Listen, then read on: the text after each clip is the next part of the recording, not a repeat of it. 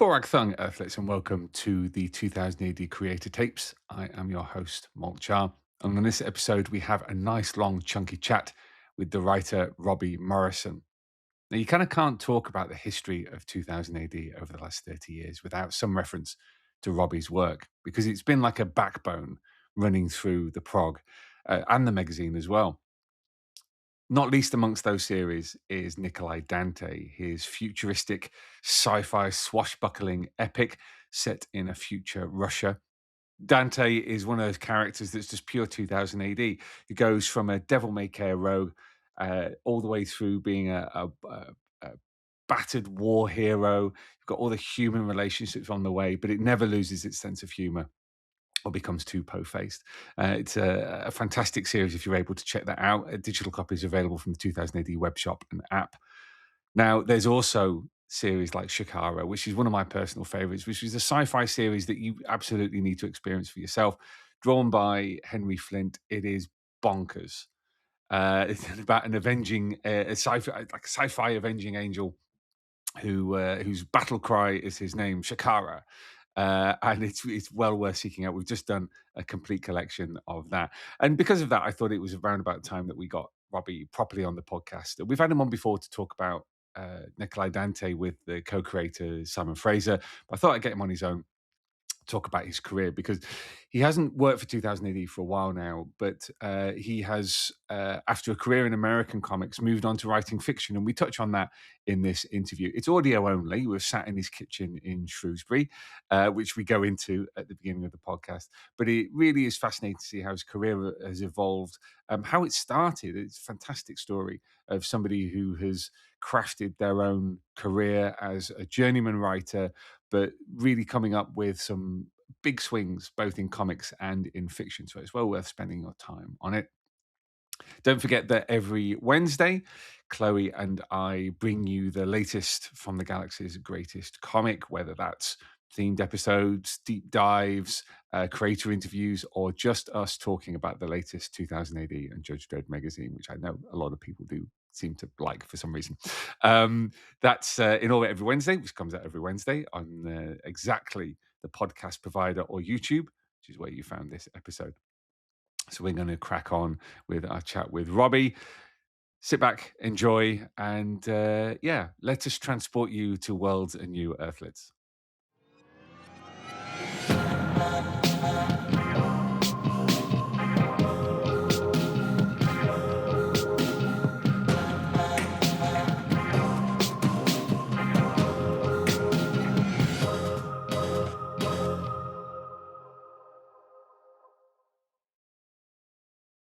If somebody had asked me a while ago, what's the epicenter of British comics, I don't think Shrewsbury would have ended up being on my list in any way, shape, or form. But bizarrely, it kind of. I don't think it would be in anybody's list as the epicenter of anything apart from hills and sheep.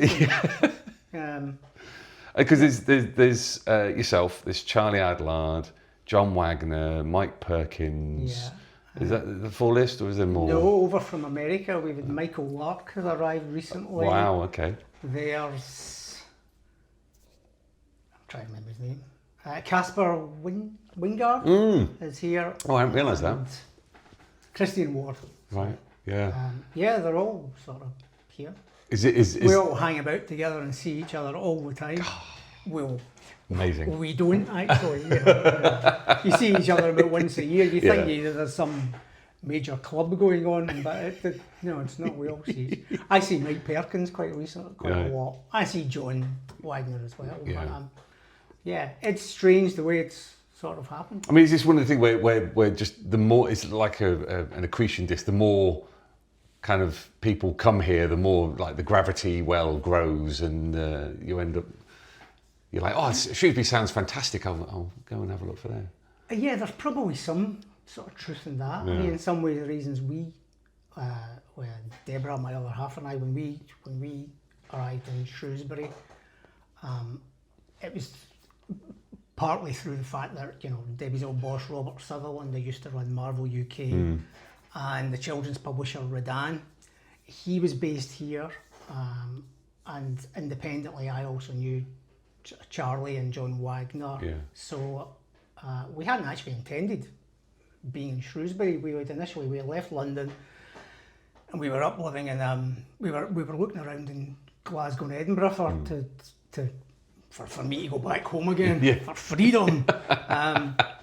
And while we were searching, Robert and his wife, Robert Sutherland, they were going to New York for a few months, and they asked if we would like to house sit while they were away. And they had a lovely sort of flat overlooking Quarry Park in Shrewsbury and the River Severn. So we thought, well, that would be quite nice. It'd be quite nice to do that. It's a nice break. We know people down there. And kind of one thing led to another. While we were there, we decided let's have a look at some property while we're here. So it wasn't any major comics magnet issue. In some ways, it was just sort of we had been looking around at other places for some places. Sort of apathy had set in, perhaps, of what. Well, we've looked at so many places, so much choice. Let's just stay here. Let's just not move. Well, let's stay here for a while, and then in fact, it must be me, because after I arrived, that's when all the others, Christine and Caspar and Mike Clark and Michael Perkins, even though the only one of them I know is actually Mike Perkins, I didn't know any of the others beyond, apart from reputation. One of the reasons why I wanted to come up and chat is because I realised that actually we'd not really had an in-depth chat. I'd had you and Simon on the podcast to talk about Nikolai Dante a number of years ago, but that's just one aspect of your time in 2018. Never mind your whole career.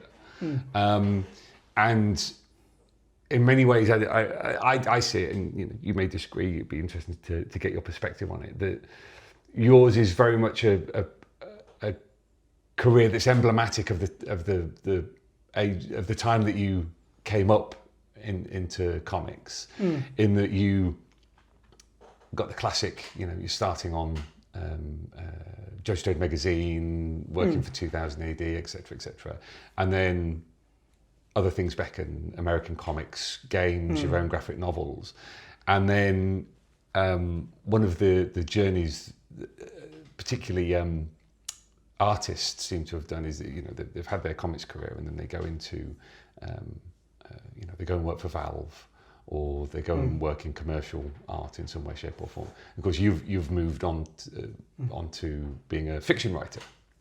Yeah. So I find that interesting, not just in terms of what it means to you, but also how it's emblematic of the changing face of comics and the creative sector over that period. Tell us a little bit about where you came up from, because you kind of dotted around a fair bit around Glasgow, didn't you? You sort of... It's funny when you're saying that. You said you never had me on before. I sort of, when you first mentioned doing this interview again, I sort of thought, surely I've said everything. Surely I've got nothing more to say. Well, I was the sort of classic kid. I'll go way back. I used to read comics and loved them up until probably about the age of 12, and then fell away until about 19 or 20, where a fella called Graham Thompson, who I've not seen since those days at college, showed me some of the stuff that was coming out in comics at that period, which would have been The Dark Knight Returns and Watchmen and Mouse, Frank Miller and the Alan Moore stuff that I'd been utterly, ignorant of, having not really read comics for about 8 years. It kind of rekindled my interest because I thought, this looks really interesting.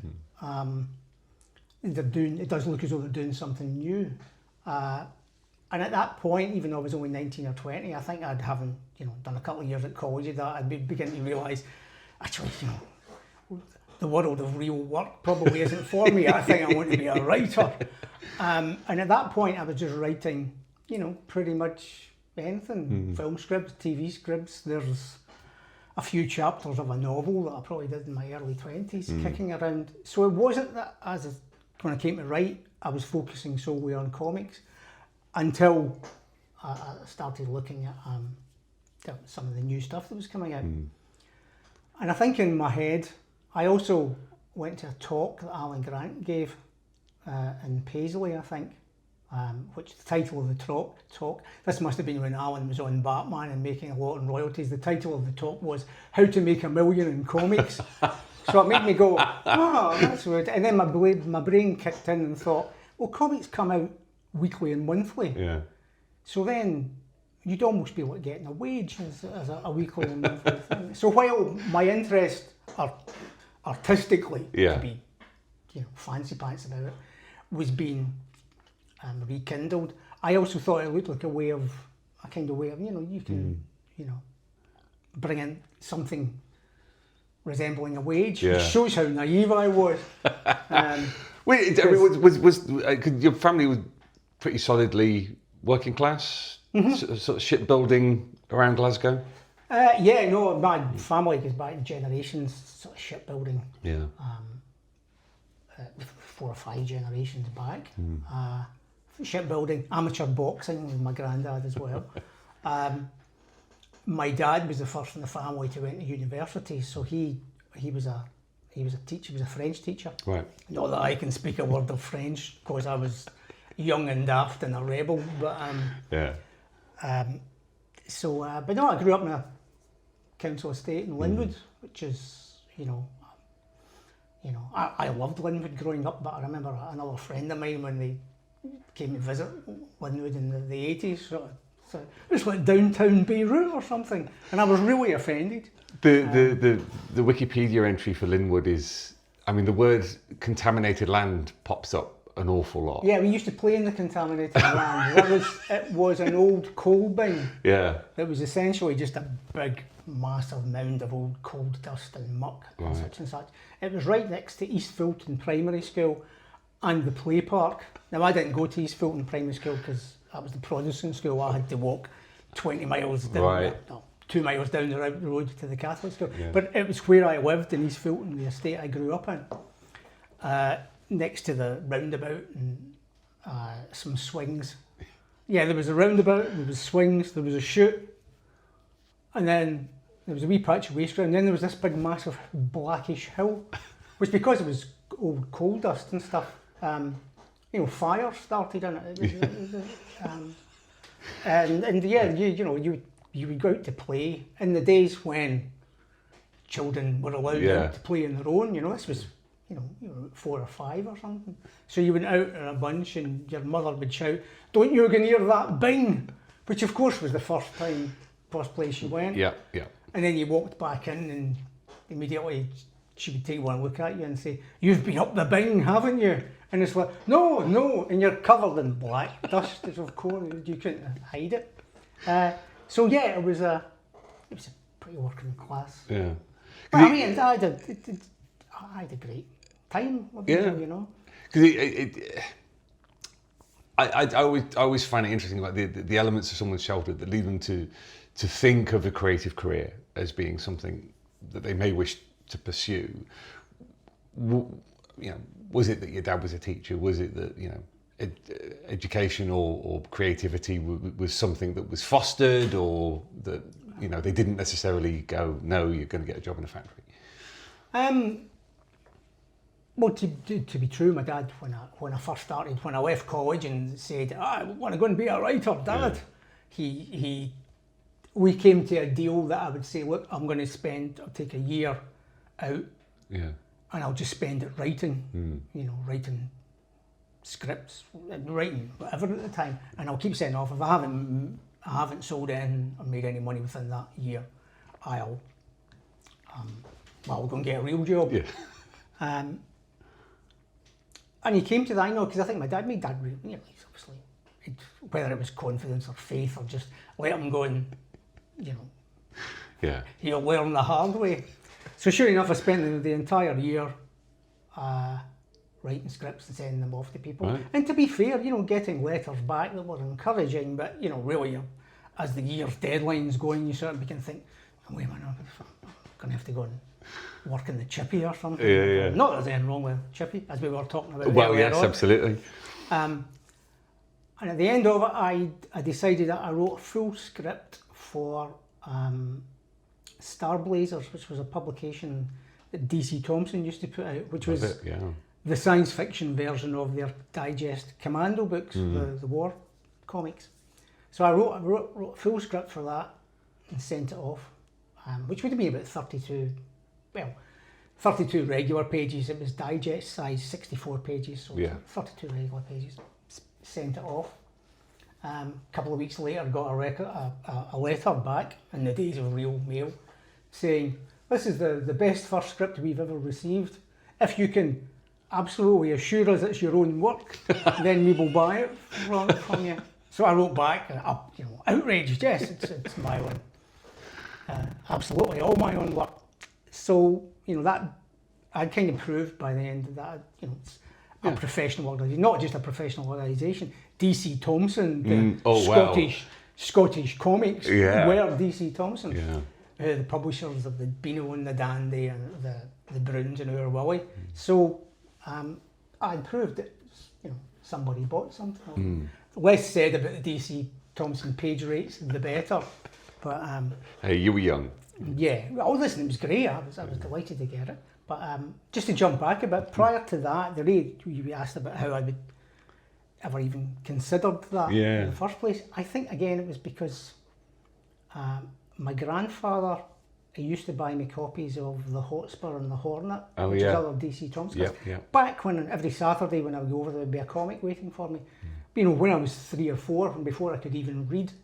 So I would sit and my granny would read the comic to me, in between having conversations with everybody else in the room. So I would sit there and getting mighty pissed off that she wasn't just reading the comic. I would keep shouting, read on. And it made me want to read, but also kind of, I don't know, I was an only child up until about the age of 12. My first brother was born.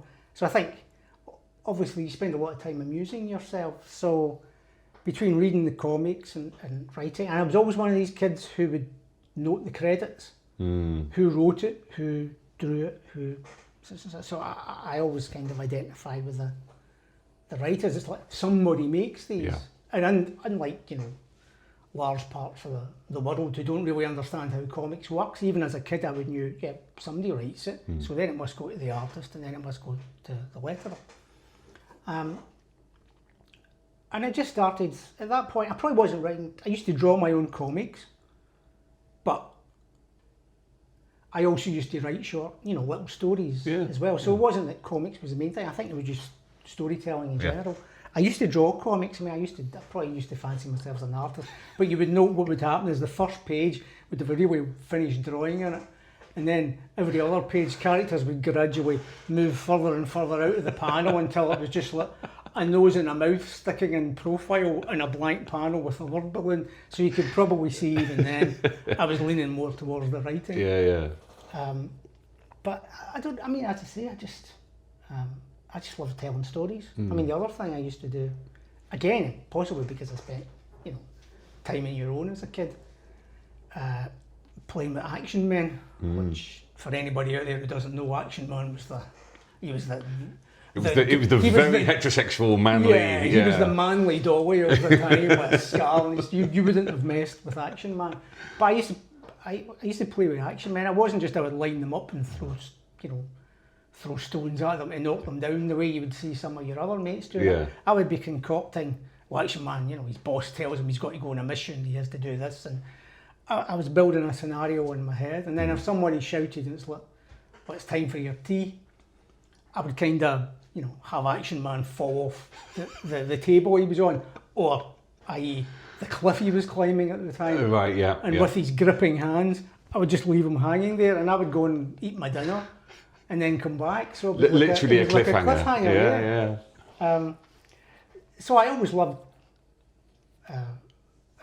writing, telling stories, making them up, and it just always stayed with me. And probably even in my head when I was, in my teens and stuff, I always thought, I'm going to be a writer at some point down there. I kind of figured I might have had some other super important career first, and then decide to start writing novels. But as it was, when I went to college and I came out, I really had, and it started to hone down towards comics when DC Thomson bought something of it. So I kept selling I did another 4 or 5 Star Blazers for them, and then again this should have been a warning sign, but the month before my first issue of Star Blazers was due to come out, they canned the comic. None of them ever get cancelled, so none of them ever get published. Yeah. So after that, I spent time, you're kind of as if you're back. Because didn't Grant Morrison get a Star Blazer? Yeah, he did a couple. I think Grant might even drew his. Right. Yeah. I would have drawn mine as well, but it would just been people's noses and mouths sticking in. And those are big panels. They may be digest size, but it's 2 panels a page. Because have you kept any of that stuff? Have you still got I've still got a copy of the first script. Right. It's called The Silent Warrior.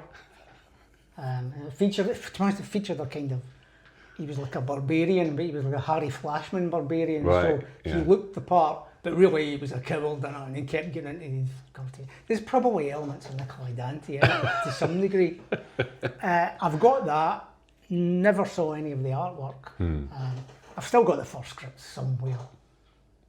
Don't ask me where. The thing about that is that I remember being a teenager, and it's just me. I was bone idle. Wouldn't do anything unless I was forced to. But that speaks to a remarkable amount of being a self-starter. You were sort of self-motivated. You have to be, especially in any sort of creative sort of discipline. You can't. You have to do something. You can't just sit and wait for things to come along. Occasionally that might happen, but you have to do something. I mean, again, at school I was one of these. If the teacher had sort of said, right, your homework is go home and write a story. Yeah. Most of the rest of the class would come in 1 page. I would have come in and I'd finished an entire jotter's worth, and it was like, it was just something that kind of came naturally. As this was happening, were you involved in any kind of comics culture in terms of not other at all. people? No, Right, okay. Didn't know anybody. Everybody I knew had sort of given up reading comics for like girls and alcohol and drink and I mean nothing. Not that I didn't have a passing interest in any of them myself. But no, I didn't know anybody. Didn't know anybody who read comics.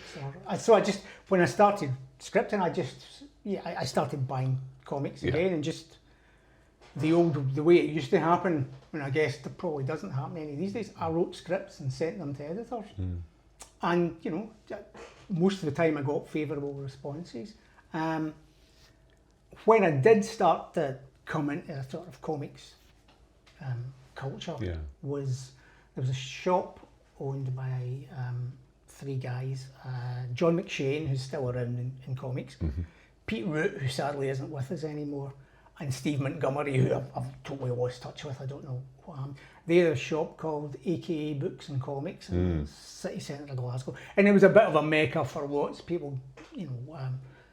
Grant went there, Grant Morrison, Mark Millar, all the comics people sort of descend that. I eventually found out about them, so I would go along and buy a comic and take it home and begin to have chats with people. But then but I was already writing stuff at that point and sending that out. And then they had a big signing session one time. Our art writers and artists, I know Wagner and Grant were both there, a bunch of artists, and I went along with a script, to ask if somebody would read it, to say if this is any good and should I have a bash at it. I thought John Wagner looked far too stern and forbidding to approach. I mean, you're not wrong. I was right. I still feel like with John, even though I know him, but we're good friends and just saw him a few weeks ago. I still find he still looks pretty stern and forbidding. Stick that dread helmet on him, and if they ever do an animated dread, it's whenever I wrote a dread script, it's always John's voice. I am the law. So I think I stood about and waited until the queue had died down a bit, until it was like, because I don't even think but this is how daft I was. I don't even think I got a comic for any of them to sign. I think I just wrote up my script of it. I just asked Alan Grant, I've written a script. Do what's to do? Is there any chance you would read it? I mean, I knew their names, obviously, because I'd read 2000 AD when I was younger. Yeah. Until again, I was about 12 and finished it. And Alan took it, I mean, Alan helped out loads of people. But he took the script and said, yeah, I'll read it, but I'll be honest, I'll tell you what I think of it. And I'd written my name and address on it. And sure enough, a few days later, he posted the script back to me with a letter saying, yeah, I like it. It's got a good theme, it's got a good twist at the end. I think it was a Future Shock style thing I'd done. It was a good theme. It's the dialogue's quite, maybe the dialogue's a bit too wordy. But, he said, yeah, send it to 2000 AD and tell them I liked it. He said, it might not make any difference if I like it, if you tell them that or not. So, and yeah, sure enough, I did send it in. Along with the layouts, I'd also drawn layouts. Oh my God. No, I just, this is, it's much I'm detecting a certain precocious confidence here. Well, no, it was just, I think in some ways that was more to prove that, this will fit on the page. Right, yeah. This, what I can see in my head will fit on the page. I mean, it's not a bad tip for new writers, is it? I've never done it since because the response that came back from, I think it might have been Richard Burton. He, after I sent the script back, was like, say something about no, they weren't buying scripts like that, not for us. Right. And wrote on the scripts, no layouts, leave that to the artist. So I never did it again. I just imagined it was, it's to show that, right, I can't draw this, but, if you put a widescreen one there, then that fits the panel. It's in my head that I've tried to describe, and if you put this in place. So it was more to prove that, well, to me, it was probably just common sense. It wasn't being, because if they'd asked me, well, why don't you draw them? I'd be, no, I can't do that. It's to show that. You've thought about it. See, I thought about it. I mean, he's come up twice now, and that's Alan Grant. And I think I've said on the podcast before, I don't think, Alan is well known, particularly if, say, for example, you're a Batman fan. It's one of the foundational 90s Batman comics, him and Norm Brayfogle. But I don't think he gets enough credit for the work he did to foster new talent in the 1980s, because, he found Alan Moore in the slush pile. Yeah, well, the very fact that Alan, when he was, I can't remember if he was a sub-editor or at the time, the very fact that he looked at that slush pile and thought, that's worth doing. To be a wee bit overboard about it. That's people's hopes and dreams. People have it takes a lot to sit down and write a story and draw something. It takes more to send it off to get, and obviously in the offices they were just piling up, nobody was looking at them, so hats off to him for that. And I mean, he was a big help to me, because as soon as I had that in, I would send him something else. He always got back and gave me advice and gave me things. I mean, we got quite friendly as well when we would, once I broke in and you met him and chat to it. So I always try and say, Alan was the unsung hero of, I know he helped Gordon Rennie and various others, as well as artists, not just writers. Absolutely. Tons of. Did you find out how to make £1 million out of comics? No, I should say, actually, maybe I should take all that back about Alan, because he misled me on that bit. Although there are a few people who have done it. But, that is true. You can't count them in one hand, whereas there's millions of the rest of us. Because I mean, you to be honest, the title of the talk was fairly tongue-in-cheek anyway, to what I remember. I imagine so. But I mean, you did lots of other jobs as well, didn't you? You weren't just spending all your time doing. After I did sold the Starblazers and they cancelled it, I was like, I've got no.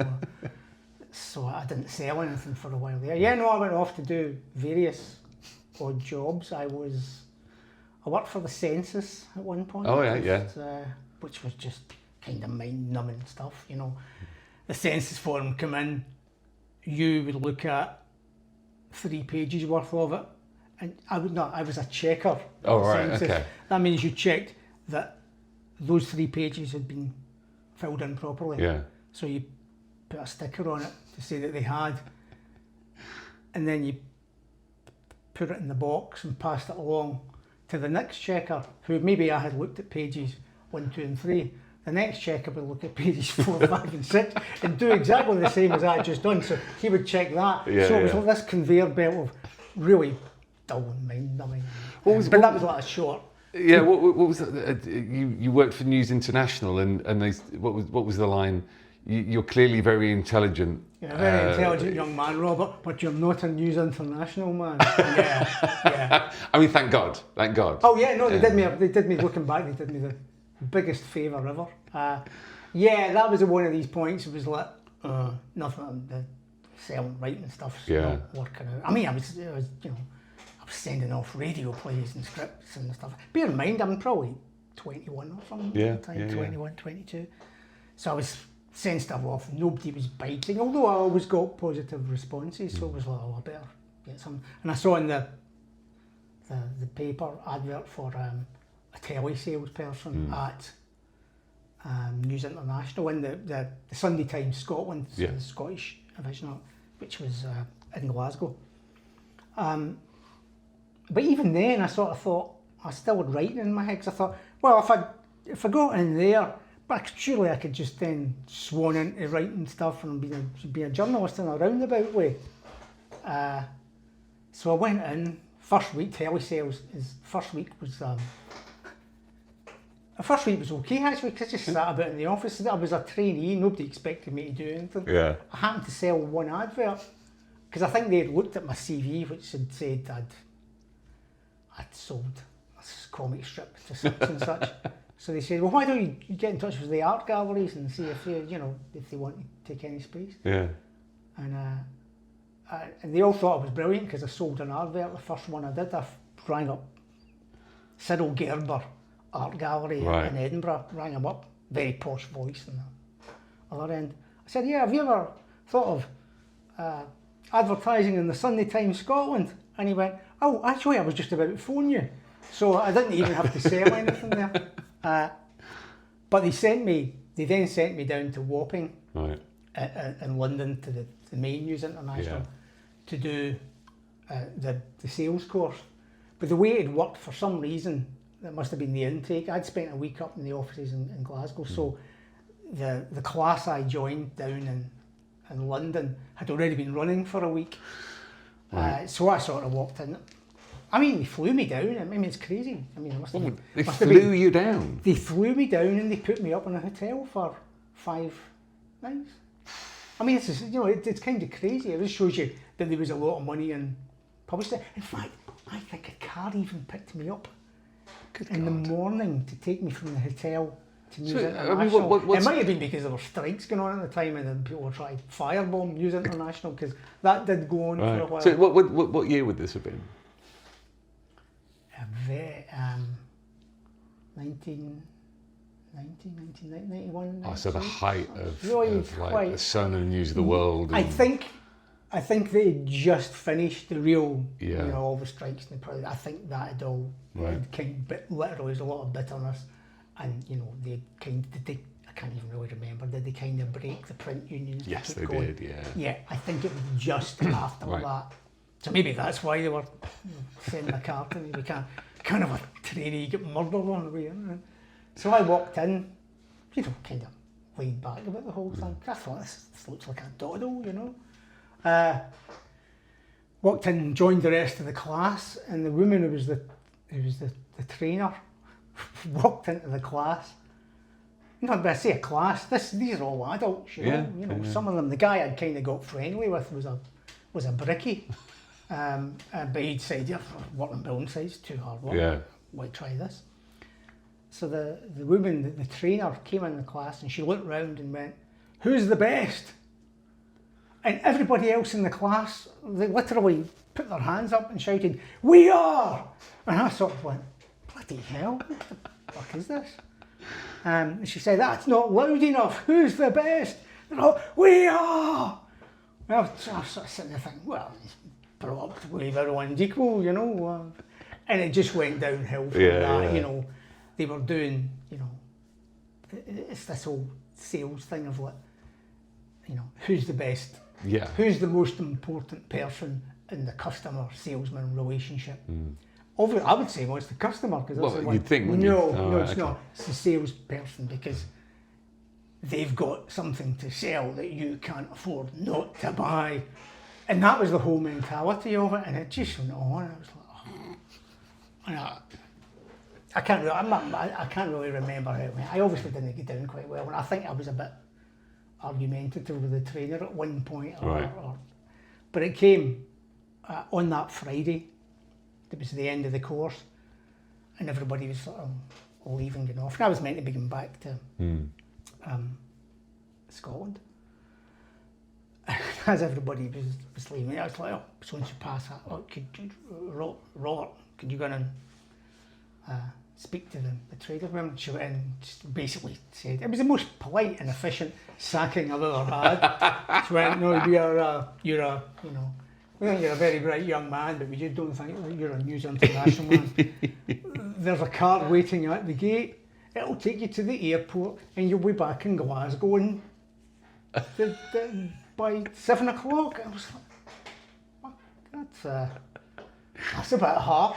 And I thought, because you just thought, I mean, I'd done another. I'll tell you the other job I did prior to this, but it wasn't a real job, to be honest. But this was kind of the first real job I had. And I'd managed to last all 2 weeks, you know. So, oh God. So I felt pretty miserable in the way until the plane sort of took off and it went up. It was a lovely sort of summer day, but it went up through the clouds. And as the plane went through the clouds on top, and you know, there were clouds everywhere, the sun was out, it looked like some sort of sunny Arctic landscape. It was a beautiful sight, you know. And I was looking, thinking, oh, well, maybe it'll be that bad, you know. So yeah, they did me a favour, because who knows? Because there was a wee voice in my head that sort of said, okay, I see what I see what I'd have to do to be successful at this job. I could do it. But I don't want to. It wouldn't be me, you know. But yeah, there's just that wee thing, and so I didn't. So they sent me. And then I was back at odd jobs again, and I ended up working for a community service volunteers who did a media programme. I think that's how I ended up in there. And at that time, I was still sending stories off. I think Steve McManus, who was probably maybe editor of Crisis at the time, or maybe someone. He had been positive about some stuff I'd sent, and he told me keep sending stuff to David Bishop. Right. So I was sending stuff in, still getting rejections, but. And this was when Bishop was the editor of the magazine. Yeah, the magazine probably hadn't. It was going. Yeah. It was started off monthly, and I think it was doing quite well. But I was sending stuff in, and it was getting to the point where I was sending quite a lot of stories in, and David Bishop was getting back in touch. By this point, you know, he would ring me up and say, you know, your stuff's good. It's professional standard, and I would commission you if I could, but we don't have any space because you know there's only so many pages in the magazine, and we have John Wagner and Alan Grant and Pat Mills. We have everybody else working on it, and you know they're the mainstays.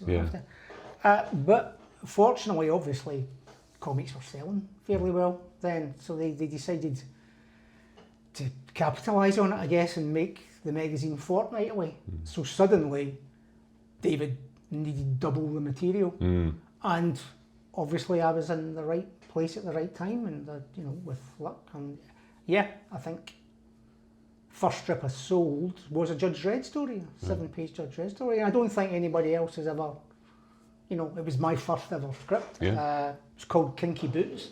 It was drawn by Paul Grist, beautifully drawn by Paul Grist, about two boot fetishists who try to steal Judge Dredd's boots, and the the fetishists are basically John Steed and Emma Peel from the Avengers. And I'd still say it's a good script. It stands up. So yeah, I was just there at the right time. Was this a eureka moment where you were like, haha, I'm in now, this is... Or were you still circumspect considering you know? No, again, I think I probably gave it a chance. In fact, if I remember correctly, I was living in a flat in Glasgow at that time, and I think the lease was coming to an end, and also so was my money probably. So when I sold the story to David, I think I sold two. I think I sold another Dread. Was another Dread script, but he said, "But if you repurpose this one as a Judge Hersey script, I'll buy that as well," right. which I did. So I thought, well, this is an end, and this is Judge Dredd. This is big time, you know. I mean, DC Thomas was great, but also I think the script fee for the Dredd story that I did was probably, for a 7-page Dredd, was probably equal to the 30-page script I did for DC Thompson. So I thought, well, I'm in here, so maybe I'll make a go of it. Yeah. So I think I actually moved back to my folks for a wee while, and tried to just build on thingy. And because I had sold them, and because I had sold the Starblazer stuff, I went on what I don't know if they have similar schemes. I went on the Enterprise Allowance. Oh yes, which was you know, essentially it took you off the dole. Yeah. And if you had a business idea, you were to, you know, and they paid you, I don't know, 40 quid a week or something for a year, for 18 months. And you had to go in certain courses and you know, learn how to do your tax and your accounts and stuff. But you know, I thought that was great, but it allowed me time to take, you know, literally work full time as a writer, even though I wasn't selling enough stories to make that. And they obviously loved me in the Enterprise Allowance, because most people they were getting were, you know, gardeners and paint and decorators and plumbers, and you know, because of that. And suddenly, oh, comics writer. So you know, they had me on their, you know, something exotic. The monthly magazine they had, you know, they had me sitting there in front of my typewriter at the time, looking into space, stroking my stroking my chin, with the headline, "Robbie has the right stuff." WRIT. Yeah. But looking back, it was great. It meant you could survive.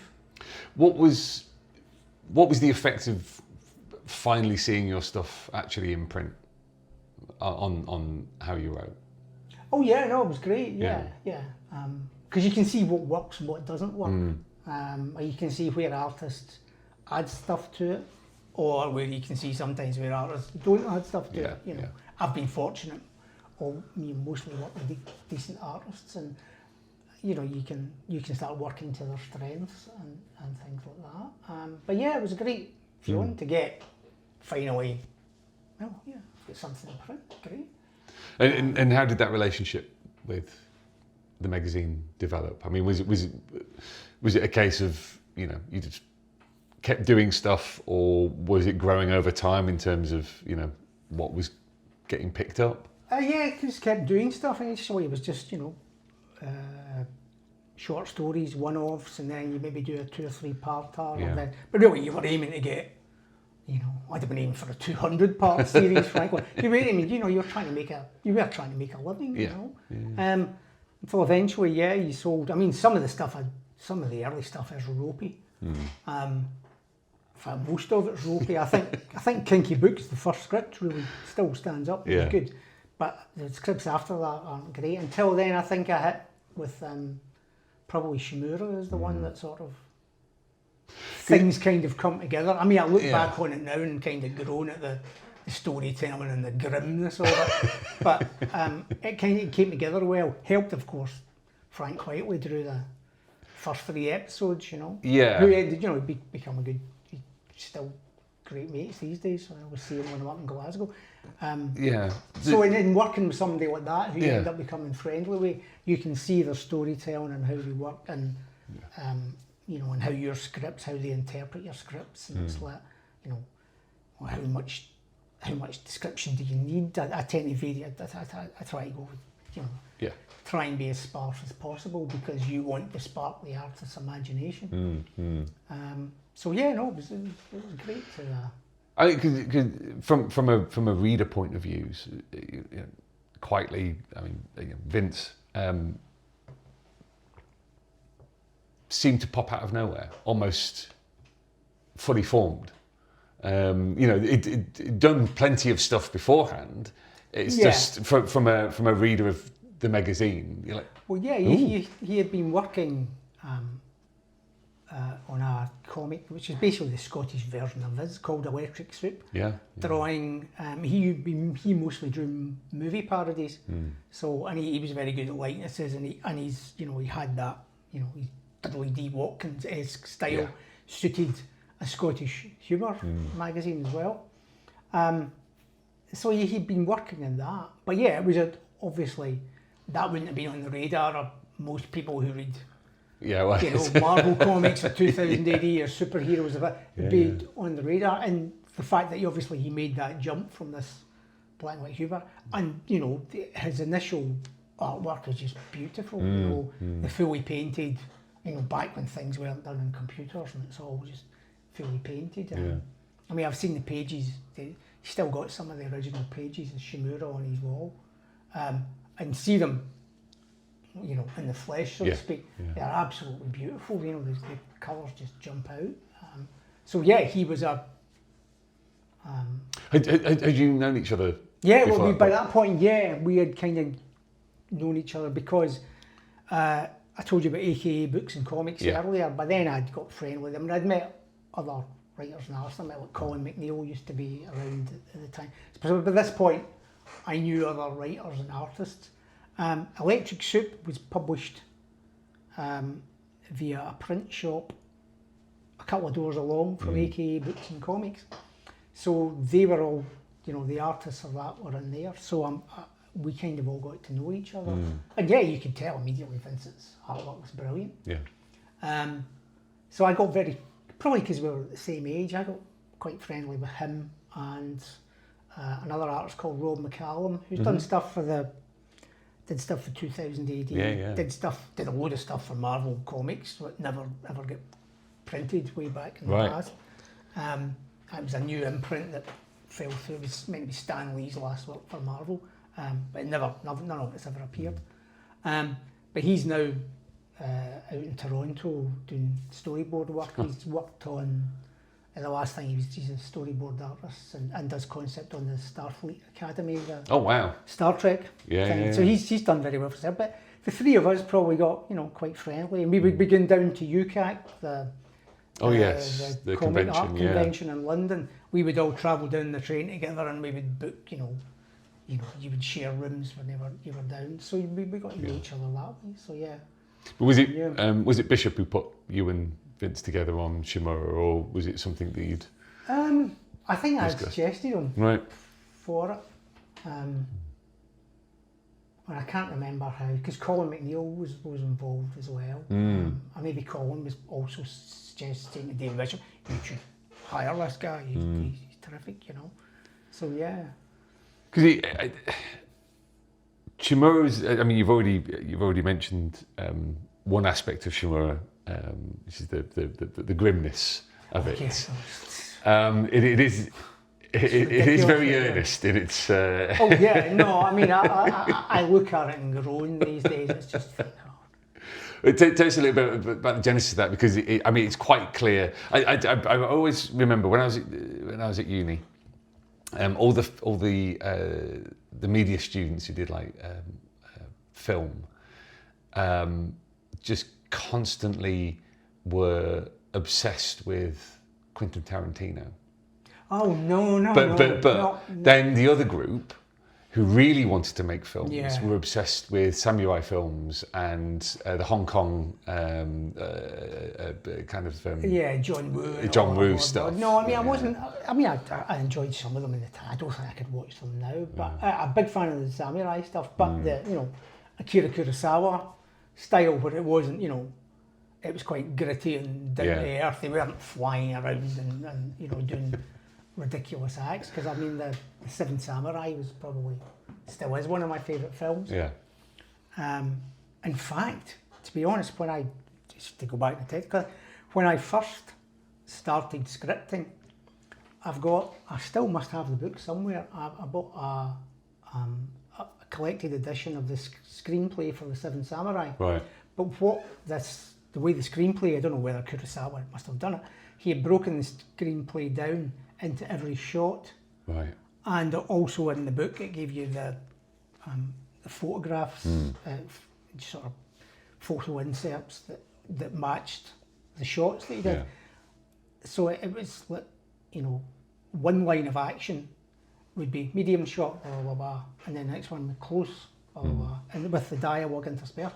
And I looked at that and thought, well, that must be how you would do a comic script. So that's kind of what I used as my model initially, because when I first started writing scripts, I didn't put page breaks in. Right. I would just write, here's 60 panels. Oh, wow. The artist can break it down. And then that started backfiring, because every now and again you would get the artist who would do splash face, and then 20 panels in one page, and it made no sense. And you realise, no, okay, you can have more control, because some artists would be great at that because they have a storytelling sense, but some artists, every now and again, the temptation just to draw the big cool panel is too much. So then I started, I'll do the page numbers as well. But yeah, that's how I first had. Anyway, that's an offshoot of that. Yeah, no, it's funny because it's a strip that feels very much of its time. It is very much in the 2080 tradition of the taciturn, grimdark kind dread. of. Yeah. He takes his helmet off and he has more sex, essentially. Was it? Did the idea come fully formed? Was it because you'd read the Our Man in Hondo stuff? Was that suggested to you? No, it wasn't suggested. I remember reading the Our Man in Hondo, and I remember always thinking, why have they not done a Japanese one? Because the Collins artwork on that is lovely. Yeah, it's great. Gorgeous. I think I'd initially thought, why aren't they doing the judge, whatever the character's name is? Sado. Yeah, because I think I'd initially thought, just use him then, just stick him in. And then I think they killed him off or something, and I went, no, well, can't use him. But then that's better, because then you can create your own thing. So I think I was just amazed why nobody had ever done it before. So I just put in a pitch and sent it in. It turned out Steve McManus told me tons of people had tried to do it, and none of them, they hadn't bought any of them. Right. But for some reason they picked up in... Oh, incredible, right. Yeah, no, he said, I can't remember the names now, but he said quite a few writers, fairly reasonably well-known ones, had pitched for Japanese judge things that they had always rejected them, and then they picked up mine. Because there's the whole Ronin aspect, so it's not just he's dread. I jumped into that far too quickly. He should have been a judge for 3 or 4 series or something. Then he became a Ronin. They jumped too quick. It doesn't. In fact, if I remember correctly, perhaps I started it when he was a Ronin, and I think Steve McManus suggested, you do a story where he's a judge before that to lead into it, which was perfect. Yeah. I sometimes wonder that the story where he's a judge leads into it might be better than the one that really becomes a Ronin. But because you did the Judge in ABBA one with Vince as well, didn't you? Oh yeah. I don't think we get away with that one these days.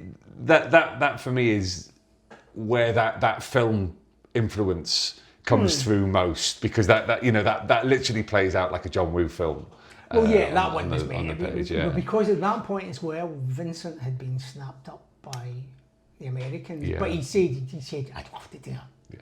I'd love to do an ABBA story, and it was one of these. I'd love to do an ABBA story. Could we maybe have it might even have been as shallow as, could we have a motorbike fight scene with against other women or something like this? And could one of them look like Naomi Campbell? Or, it was a long time ago. It was the 90s. Yeah, the 90s. There you go.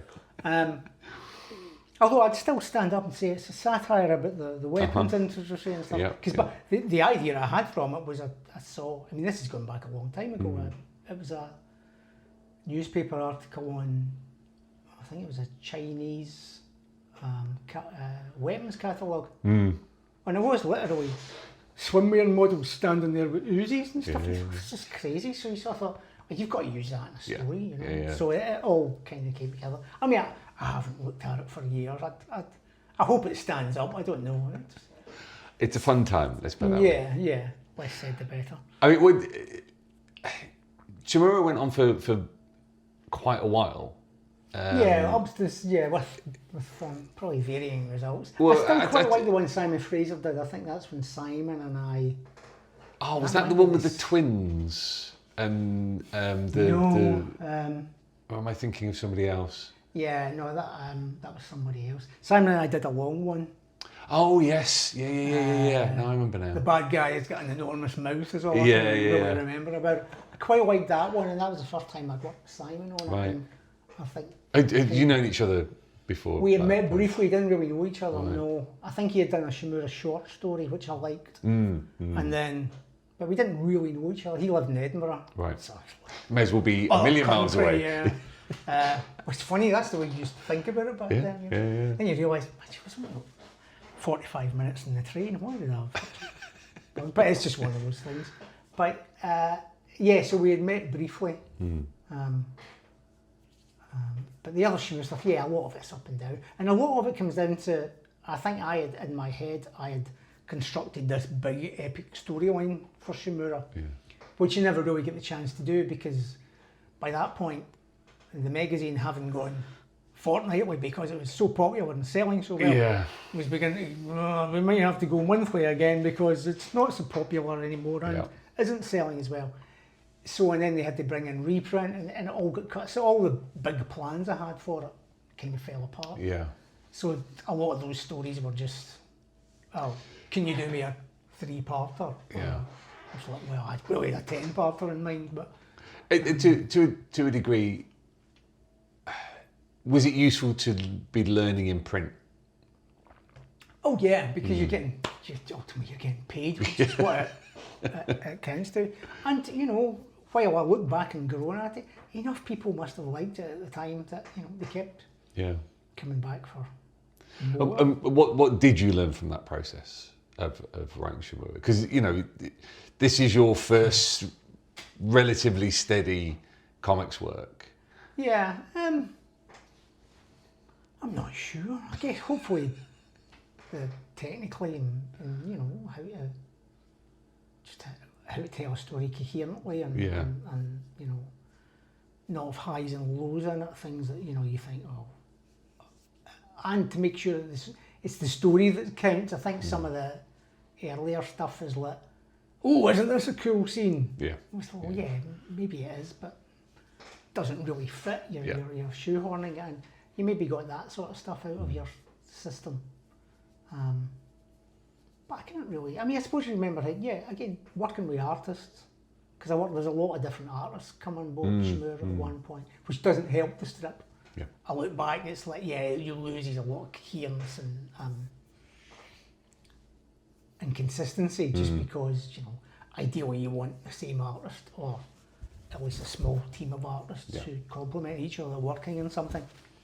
And Shimura was all over the place, just in that respect. I wasn't doing the sort of stories that I wanted to do with it either, probably, but also, you know, you weren't in a position to say, no, I'll turn down that 3-parter because I've got a better idea, but I need 6 episodes. Yeah. So you just, I'll take it because you know, you're trying it back. The enterprise allowance had probably ended at that point, so I would have been on my own. I had moved back out with my folks and been, you know, been in a flat, so you would be, you know, you didn't. Well, I didn't refuse any offers. You've got to have that something like a salary that you know you thought of when you were a teenager, kind of thing. Yeah. So, how then did that sort of move across? Did you move across into the because Dante was the next main thing that you did? Wasn't it? Yeah. So how did that happen? Was it because by that point? No, Bishop hadn't quite yet become 2000 AD. No, Dave was still on the magazine at that point. What a time! Well, obviously I'd been trying to get into 2000 AD, but there was at the time the magazine some people the editors at 2000 weren't keen on using magazine people, and I don't know whether it was vice versa, but that was it's kind of the case at the time, or so. That was certainly the impression everybody got. Not from John Thomason. John Thomason was always very encouraging. When he read stuff of mine, he would come back and say, well, if it was up to me, I would commission it, but it wasn't up to him. Right. So whatever happened, it was Steve McManus who approached me about doing something for 2000, because I think Steve had Alan Mackenzie left, and I think Steve was the interim editor, or was editing 2000 again, and sort of getting it, sort of try to give it a kickstart. And basically, so he came to me and asked, "Oh, do you want to pitch something for it?" So I'd initially, I'm sure I've chatted about this. When I initially pitched Nikolai Dante, it was John Tomlinson was the commissioning editor. John, I think, commissioned the first 8 episodes, and then there was a shake-up editorially, and David Bishop moved from the magazine to 2000 AD, and John Thompson moved from 2000 AD to the magazine. And when that happened, I think Dave came in and sort of did me a really big favour. Came in and looked at, I think, what was commissioned and in the drawer, and everything they had in his schedule, and I think because David and I, we'd been working together for quite a while, and he liked my stuff and trusted me. So 8 episodes of Dante would be commissioned, but then he said, "Oh, can you double it to 15 or 16?" Because what he wanted to do was look in the old days of 2000 AD when it'd get, at that point 2000 they'd get very into it was like people did 8-page episodes, 8-episode stories. Everything was constructed like that. And I think he wanted to get it back to the more classic 2000 AD where something would run for 16 weeks or 20 weeks or something. And Dante was probably the first thing they had on his desk that was new and seemed, I can't remember if Simon was on board at that point or not. I think he was. I think it might have been John who had suggested Simon for it. And I hadn't suggested Simon for it, not because I don't love Simon's artwork, but the commercial side of me was thinking, well, Simon's drawing Shimura over there, so I'd like to keep Shimura going with Simon on it, and I'll get somebody else to draw. But then I think John Thomason said, "Oh, I think you're asking Simon Fraser." And I working for 2000, rightly or wrongly, was always that was the original comic, so that was the one you probably wanted to be. You were keener to work with. Dante, in many ways, is kind of like the anti-Shimura. Yeah, well, maybe that's the lesson I learned. Just essentially, give it a bit more humour. Don't try so hard to be serious, and grim and important, and all the stuff that killed comics in the 90s, frankly. That's the thing. It is you came up in the 90s where very much grim dark ruled, or completely overblown ridiculous thigns that were very po-faced. This is the age of Rob Liefeld and thigh pouches and tiny heads and no feet and all that crap. And that continued for a long time in many ways the lightning in the they tried to capture the lightning in the bottle from the 80s. But then you've got Dante who comes along, and we talked at length on the podcast way back about it, so we won't go into too much detail, but it's tongue-in-cheek, it's over the top, it's a little bit silly, it's that kind of swashbuckling, Errol Flynn like rogue kind of. Well, that was all what I was aiming for. I mean, I think, as you said, I looked, and to be honest, I looked at everything else that was in 2000 AD at the time, which was Dread was going through a fairly grim, gritty veteran phase. Rogue Trooper was still going as a grim, gritty, humourless veteran. Even Strontium, in fact, Strontium Dog might have ended by that point, but there were even elements of, there was a grim and gritty veteran. Yeah. They all seemed to me like, well, these are all guys who've been around and they're world weary and grim and gritty. And I thought, well, let's just do the opposite. Yeah. Let's do the opposite of what's in there at the moment, and so make him young and cocky and sometimes a bit of a twat. Yeah.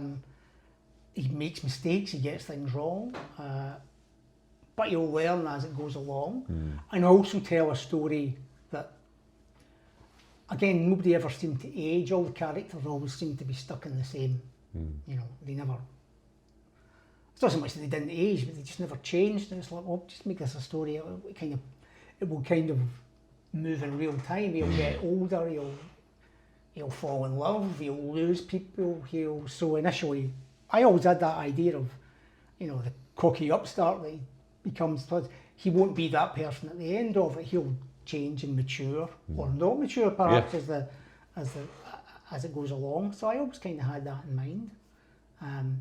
And I've been reading a lot, it shows you how long ago it is, and look at the state we're in nowadays, but I'd been reading a lot about the fall of the Soviet Union and the rise of the sort of criminal Russian mafia, which now seems to have superseded the government, of course. And proper kleptocracy. Yeah. Somebody did say to me a while back ago, he said, well, your Dante stuff, you kind of foresaw all that. They just haven't started dressing us on lately, but he's like Putin's really a mafia czar sort of thing. Yeah. So that was fascinating me, and I've always liked that, the idea of that retro-futuristic thing. And yeah, I loved swashbuckling films, so I wanted to sort of capture all that. And it is silly and it is daft at points, but I think the nice thing, and one thing I am proud of with Dante that I think Simon and I and John Burns, when he came on board, is that we could do the silliness, but we could then turn a page and suddenly, you've gone into tragedy or heartbreak or, something shocking has happened. I think if anything, that's probably what maybe Shimura had taught me, that I don't know, or subconsciously avoided. It's like, and comedy is a good way to get people to like your characters. I guess also when you've only got 6 pages a week, it has to be pretty broad. Yeah, it has to be quite broad. And again, it was the 90s, so I think what I was doing a lot of the time, I was tapping into, rightly or wrongly, I don't know how it stands up these days, but I was tapping into a lot of, the loaded and FHM, that sort of lad culture that was really prevalent nowadays. I mean, I'm sure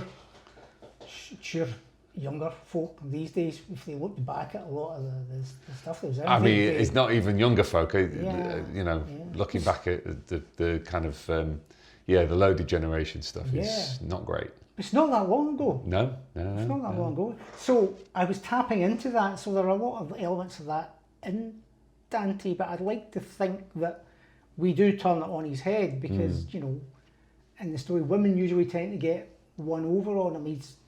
He never gets rewarded for that sort of bad behaviour, and then every now and again, he'll do something truly heroic that, actually, there's a decent guy in there. But essentially, he was a young guy.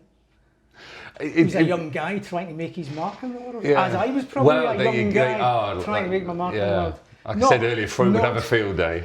Not anywhere near as excitingly as that, it must be said, I mean, you mentioned earlier that you're kind of looking for that 200-part epic. Well, you got that in the end, didn't you? Yeah. It is essentially one big long story. Yeah. Were you surprised at any point, perhaps kind of looking back at how much material there'd already been and you were still going? They were like, oh, okay. Oh yeah, I mean, I could still go back with a scalpel and take a few of those stories out that we could miss. But again, you're a freelance writer, you're working. So some of them aren't the best, but I think the majority of the Dante stuff still hopefully holds up. And I think the stories are good, apart from the odd one or two. I mean, I noticed you've got some pages of John Burns's work. On the wall. Well, that was Deborah got me. My other half was in touch with John and see if she could buy a page off of him, and he ended up sending her 3 pages and never charged because I think it was my 40th birthday. Right. And so we got them, and that one there, the slightly rude ones. I think that was Lawrence Campbell. Got me that for my 40th birthday as well. Oh, amazing. Which was a terrific present. Yeah, no, absolutely. Because what were your feelings about? Because Simon was going through some stuff, and John Burns came in. What were your feelings about that at the time? Because you've already said, it's better to have as fewer artists on a strip as possible. Yeah, to be honest, I think John was probably one of my original suggestions way back at the very start, and I think they said, no, I don't know, he won't be interested, or he just likes to do. Yeah. He won't be able to do a long season. It was obviously some degree of flannel. I think they probably just wanted to keep him on Judge Dredd. Right, yeah. There's some sort of flannel in it of that. But then eventually, when Dante had been running for a couple of years, John actually asked, I wouldn't mind doing some of that. By that point, it was running fairly frequently in the comic, and Simon couldn't do it all. I was quite happy to have John on board, because some of those comics that I was saying way back that my grandfather used to buy me, like, the Hotspur and the Hornet, he also used to get me Countdown and TV Action in the early 70s, and there's full of John Burns artwork, and I loved his artwork as a kid. So to be working with him when I was, I was probably in my late 20s or something when I first started working with John. So absolutely. Yeah, I always chickened out of interviewing him. He was very interesting. You should have done. It's one of the ones I regret not getting around to. He was one of those classic artists of that period. There aren't any more. No. I don't think there are any still alive from that period. You learned his craft in a studio at the Daily Express that specialised in doing newspaper strips and strip cartoons. So. And I always loved the fact that he said he hated sci-fi. Yeah, he did. Yeah, no, I think that was possibly. I mean, maybe it was nothing to do with my scripts. It might just have been the fact that it's more period stuff, because you could speak to him about historical things. At one point, we did chat about doing a historical series together, and trying to sell it to Europe. Right. We were just talking over different periods, and he was just obviously obsessed with history. He'd say, "Oh well, I'll be that period, so they'd be wearing this kind of clothing," but 20 years old earlier than that, they had really good coats in that period, so he could maybe have a hand-me-down coat from this, and that would look. You're making me feel bad now, because I think we would have got on, actually. Oh no, you would have done. That would look good. I mean, he didn't suffer fools gladly, but if he was very interesting and he knew his stuff. I mean, he could draw like a demon. It's what I always find amazing is when you look at his artwork, when you see it in print, the painted artwork, it looks really detailed. When you see the artwork up close, some of the strokes are just really simple. He was just obviously an absolute master of his craft. But there's those double page spreads from, I think, Star Wars. Oh yeah. That are just, absolutely breathtaking, and it's it's in a comic. Oh yeah, I think he was one of the best. I really do. But it's also interesting, and I'm guilty of this as much as anybody, when people talk about the age of fully painted comics. But you leave somebody like John and Arthur Ranson as well, who in many ways was a contemporary of his, and you leave them out of that conversation because yes, it's fully painted, but it's not that fully painted.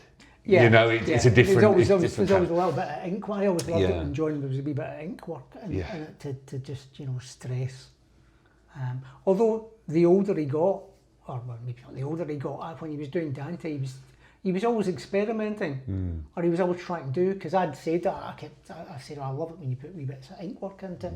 He went, yeah, no, I don't really want to do that anymore. I want to capture everything in the colours and the painted things. So you sort of go, well, go for it. So a man of his years at the time was still trying to push his artwork, which I think that applies to writers as well. You should always try and try and do something different or push yourself in a different way. So. And he obviously still loved it, even at the ripe old age in his 80s. He still loved it. Because in terms of your writing and was there a point when you got bored of Dante? Could there have been a situation where you were like, oh, I've done this for ages, I want to move on to something else? Or was it always, this is a story that... No, I suppose it was always a story I would like to have finished. Yeah. Because that was another thing in 2000 AD, things often, in fact not just 2000 AD, in comics in general, things keep running and running and running, and they're maybe not as popular as they were, or maybe not, they've run out of steam, they're not as good as they were. I think all great stories will have an ending at some point, whether that ending takes 20 years or a couple of hours. It's all the great stories. Robin Hood fires the last arrow, and King Arthur the sword thrown into the lake. They should have an ending. I mean, I ended up having a bit of a break from it for a couple of years, but that's because I went off and. Well, I was getting off for work from America, so I was going and doing that. Which, to be honest, I didn't enjoy as much as, for various reasons, but I didn't enjoy as much as doing Dante. But then I realised I think I'm probably one of these writers who's happier writing my own characters than other people's. I think if I'm writing other people, it has to be someone I like. Yeah. That I've got an empathy with, or Yeah. I mean, I've probably never thought I was the world's most natural dread writer. I think I've done a few good dreads, and I've done a few okay ones, and probably a couple of stinkers. I won't go there. You can edit that bit out. Okay. Whereas in 2000, I mean, the characters my favourite characters were always Johnny Alpha and Sam Slade. Actually, he was great fun. Right. So and they probably lean to more of the sort of humour I probably like. Yeah. Not that Dredd doesn't, but I have more of an empathy with that kind of character than, Dredd's a great character because in many ways he is the law. Yeah. In that respect, he can be very one-dimensional because the law can be one-dimensional, or otherwise he can be kind of complex because the law can be complex and the repercussions of the law and how it's applied can be complex. So Dredd doesn't go down the pub and he doesn't, chase after inappropriate women or do any of it. It's just like much as I like Dredd, there's more fun characters. I mean, it very much seems if you need something you can get your teeth into, whereas to stretch the analogy to Breaking Point, Dredd can be sometimes I think for some writers can be difficult to swallow. That you've got this monolith, and either you're doing something with him or he's your straight man, and it's other stuff as well.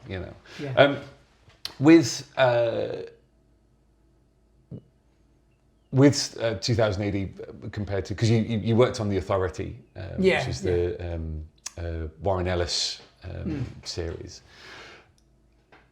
There was a bit of when you took over, there'd been a bit of controversy about some people called it censorship, but there was elements of the strip that had been dialed back. I think I can't remember whether it was Warren or Mark that it happened to. I don't know. Yes, I didn't really know much of that. Right, I should. But is it 2000 AD gave you freedom because you could just? Yeah, you had more creative freedom. Yeah. I think with The Authority, the problem was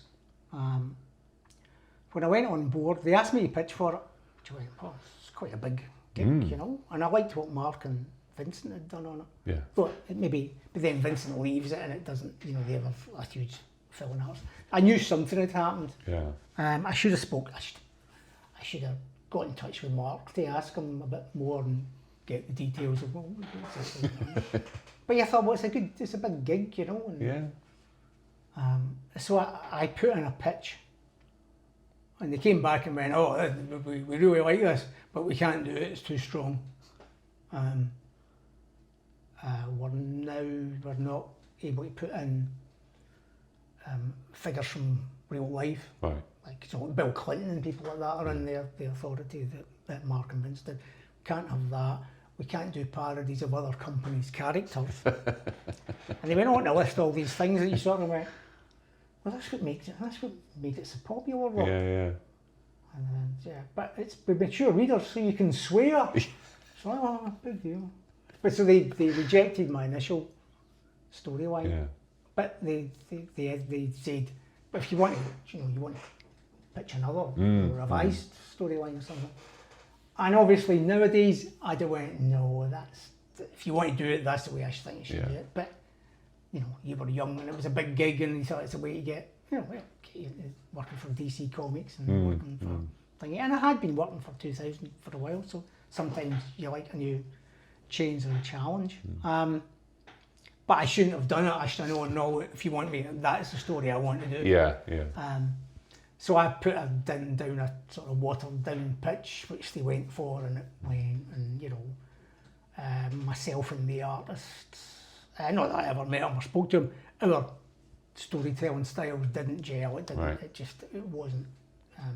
So bizarrely, but Dante gave me a lot more freedom than that. Because I came up, Dante's my character, or mine and the artist's character. So, you can do what you want, So it was a real, after all the stuff with the authority, which didn't, I did a couple of other things for them, which always seemed to fall. Things never quite worked out the way they were meant. It was because, we're doing a big crossover event, so, I think at one point I was writing a mini-series where at the start of it I couldn't use this character because he had been killed in somewhere else, and then about halfway through it they said, oh no, actually can you put him back in because we've just brought him back to life. So it's like, it's not an organic story then that you're doing, and I don't work well with that sort of I mean, did that sour you against American comics? Because you have done, other American work, but not an awful lot. I don't know if it soured me against American comics, or soured American comics, American comics soured against me after it. I think after that I decided I wouldn't do anything that I didn't sort of fancy. That I was, again, it would have to be a character that I had some sort of empathy for. I didn't really have any empathy for these, characters. So it wasn't that I wouldn't have. I'd have happily done it. I think what I stopped deciding to do was keep pitching stuff to American companies. I realised that they're not in my same wavelength. Right, yeah. I used to get on quite well with it. I mean, the editor of the Authority, and while it was going, I think it sold okay at the time, amazingly. But I pitched another couple of ideas to him, one of which was a kind of straight crime thriller, and he came back to me, and just from the tone of his voice, I thought this is a really good idea. It's a really strong 4-issue mini-series crime thriller. So he came back and said, I kept waiting for that superhero twist. Well, the twist is that there are no superheroes in it. Do you realise you're not? Yeah, maybe not in the same wavelength. Yeah. But,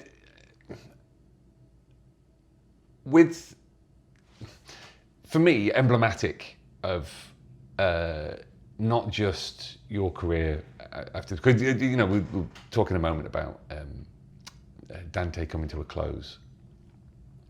But then we get the 2000s, the beginning of the rebellion era, and we've been through the Andy Diggle shot glass of rocket fuel stuff in the late 90s, and Matt Smith is now editor.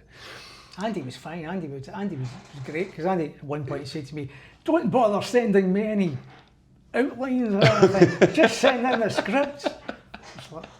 That seems rather cavalier. So no, I'll keep sending. I appreciate your confidence in me, but I'll keep sending an outline just for my own. I like to write, a loose outline, even if you go off on a tangent from it. But then we get Shakara, which is 2001, so really early in the rebellion period. Yeah. Well, Shakara was commissioned by Andy, if I remember correctly. Well, that makes it perfect then, because of Yeah. that. With that, for me, that's personally. You may disagree. It'd be interesting to get your perspective on it. Shakara is most emblematic, I think, of where you ended up as a writer within comics, because reading back through your back catalogue, I think that I always get this impression that you're trying to go bigger and better. Each time, like as you have gained confidence. Don't always know if that's a good thing or a bad thing. You can get too big as well. Well, and then you get Shakara, which is just absolute balls to the wall mental. What was your thinking of that? Well, that would have been, I was still writing Dante at the same time, so I wanted to do something that would be different from Dante. Yeah. And also, I think I should probably make this a career sort of aim. Again, I think I looked at what was in the comic at the time and decided to do the exact opposite of it. Right. Because obviously, back in the day, you had Nemesis, which was wild, and a lot of Massimo Belardinelli's artwork was just wild and out of this world. But at that point, everybody, even Dante, they were all kind of like human beings, just fighting other human beings with the odds robot turned up there. So I thought, well, let's just do something that's just doesn't have one single human being in it. In fact, no, it does, but he gets killed in page 3. And set it up as, I always liked that setup. I was like, the astronaut who survives, he's like the last man on Earth, and then somebody goes, crushes his head, like, oh. And then it just goes off as Shakara. So yeah, it was a real, just do something absolutely nuts. And I wouldn't be able to do it if I didn't have Henry. Well, that's you were quite fortunate in that. There are very few artists who could have worked it. I mean, almost next to none. Yeah, no, I think it's my favourite. I mean, obviously I'm biased, but it's my favourite of Henry's stuff just because it's so nuts. I mean, he is nuts. Let's be brutally honest with you. Yeah. I think he did one of the pages of the thing he's just done with Rob, the To the Sea Return. Oh, it's like the page description was like 5 panels, and there's 22 of them. Yeah. You lunatic. Well, I spoke. This is a good thing about artists. And I spoke to Vincent Frank Whiteley about this years back. I think I was moaning about an artist who just, I didn't like what they'd done because they were cutting corners and doing something differently. And we kind of came to the conclusion, I don't mind people, you send in the script, I don't mind people changing the script or doing a variation of, as long as they, they sort of explain their thinking to you. I don't mind it if what they want to do works and makes it a lot better, brilliant, because you can, it was in the script obviously. If they're trying to do something different and it doesn't quite work as a piece of storytelling, but by doing it, they've been giving themselves more difficulty and work, then that's somebody trying to be creative and thinking, and that's great. But when it's, drawing something in a long shot that really needs a close up and doing, the corner cutting, that's not on. And Henry doesn't do that. No, he just does the opposite of that and goes crazy. Yeah, because I pitched it. I had sent in I hadn't suggested any artists for it, though I thought Henry Flint's probably the only person that can do this. And I think he might have drawn a dread of mine, but I think that was all. We didn't really know each other. But I thought he's the perfect artist for it. And I sent the pitch in to Andy. Andy phoned me up and said, "Oh, what do you think of Henry Flint as the artist?" I went, "Perfect, that's exactly what I was thinking." So I think Henry and I had a phone call. And, I think once we got the initial, obviously I'd written the first couple of episodes. And we got the Shakara design, which was brilliant. Yeah. And there's quite a few different ones that are big, hulking, scary things. Just like, no, go for the skinny skeletal one.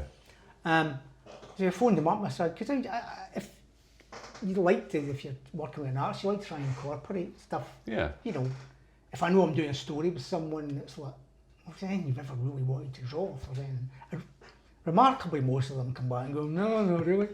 But you know, if somebody came back and went, oh, I'd really like to do a fight on top of a skyscraper or a car chase sort of thing, well, I'll see what I can do. If it can work in the story perfectly well, then fine. I asked Henry, what do you like drawing? Or he sort of said, I don't like drawing the same thing in every page. I went, right, done. That's probably the best description of Shakara I've ever heard. I'll make sure. And I think he said that. I think he did in one of the collected editions. He wrote a thing that I had said that, and he said, true to his word, Robbie just delivered stuff. It was always just mad. And I knew Henry could. It's great when you know he can do something. Yeah. You can describe, you know, something in the vaguest of terms that involves, sticking a handlebars pair of handlebars into into a world, and that world just suddenly fires up and becomes a thing. I knew Henry could do that. I know he can do it. In fact, he'll revel in it. Yeah. You know? So, I still remember turning that page, and I mean, I think my reaction was fair play to you. If you're going to get away with it, get away with it. Yeah. Like, ridiculous. But the thing is, but it all worked in its own mad universe. There's nothing there that doesn't. You know, you have suspension of disbelief, but things have to make sense in their own universe. And we'd obviously created a universe in which anything goes here, you know. And I'll always miss the fact that I managed to create a lead character who ever more or less said one word. I'll never get away with that again. That was Well, it comes back to what we were saying with Dread, that you either make them the main character or the straight man, you know. I mean, by this point, sort of Dante was Dante came to an end in what, 2012, 2013? Something like that. I'm Yeah. not sure. I mean, it feels mad to think that. Yeah. It's a long time. I mean, what was it a case of you always knew that is how the end of the story would go, or did you decide to bring things to a close at that point? I kind of always knew that was how it was going to finish. Although David Bishop, actually, a few years ago, did remind me that I'd originally said to him, well, I did say, well, that's how it all ended. It was a totally different ending. And I went, I thought about it and went, oh, that's okay. That one might have been quite good as well.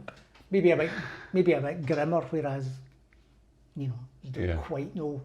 There's a wee bit of ambiguity to the end of it. I just think I didn't want it to keep going on would become a point that, as I was saying earlier on, some stories running out. Yeah. They go past their sell-by date. I didn't want that, and we did have it. And it was just a case of we said we were always going to do it. We could still have been working on it. I could have kept it going because I loved the character, and you could have finished that one and then sent him off into another kind of world or invent. But no, he's like, no, finish it. I think when it did come to it, I can't remember what episode it is, but the weapons crest gets destroyed. Yeah. And after that was the point of no return. It's like if the weapons crest is destroyed, then he has to.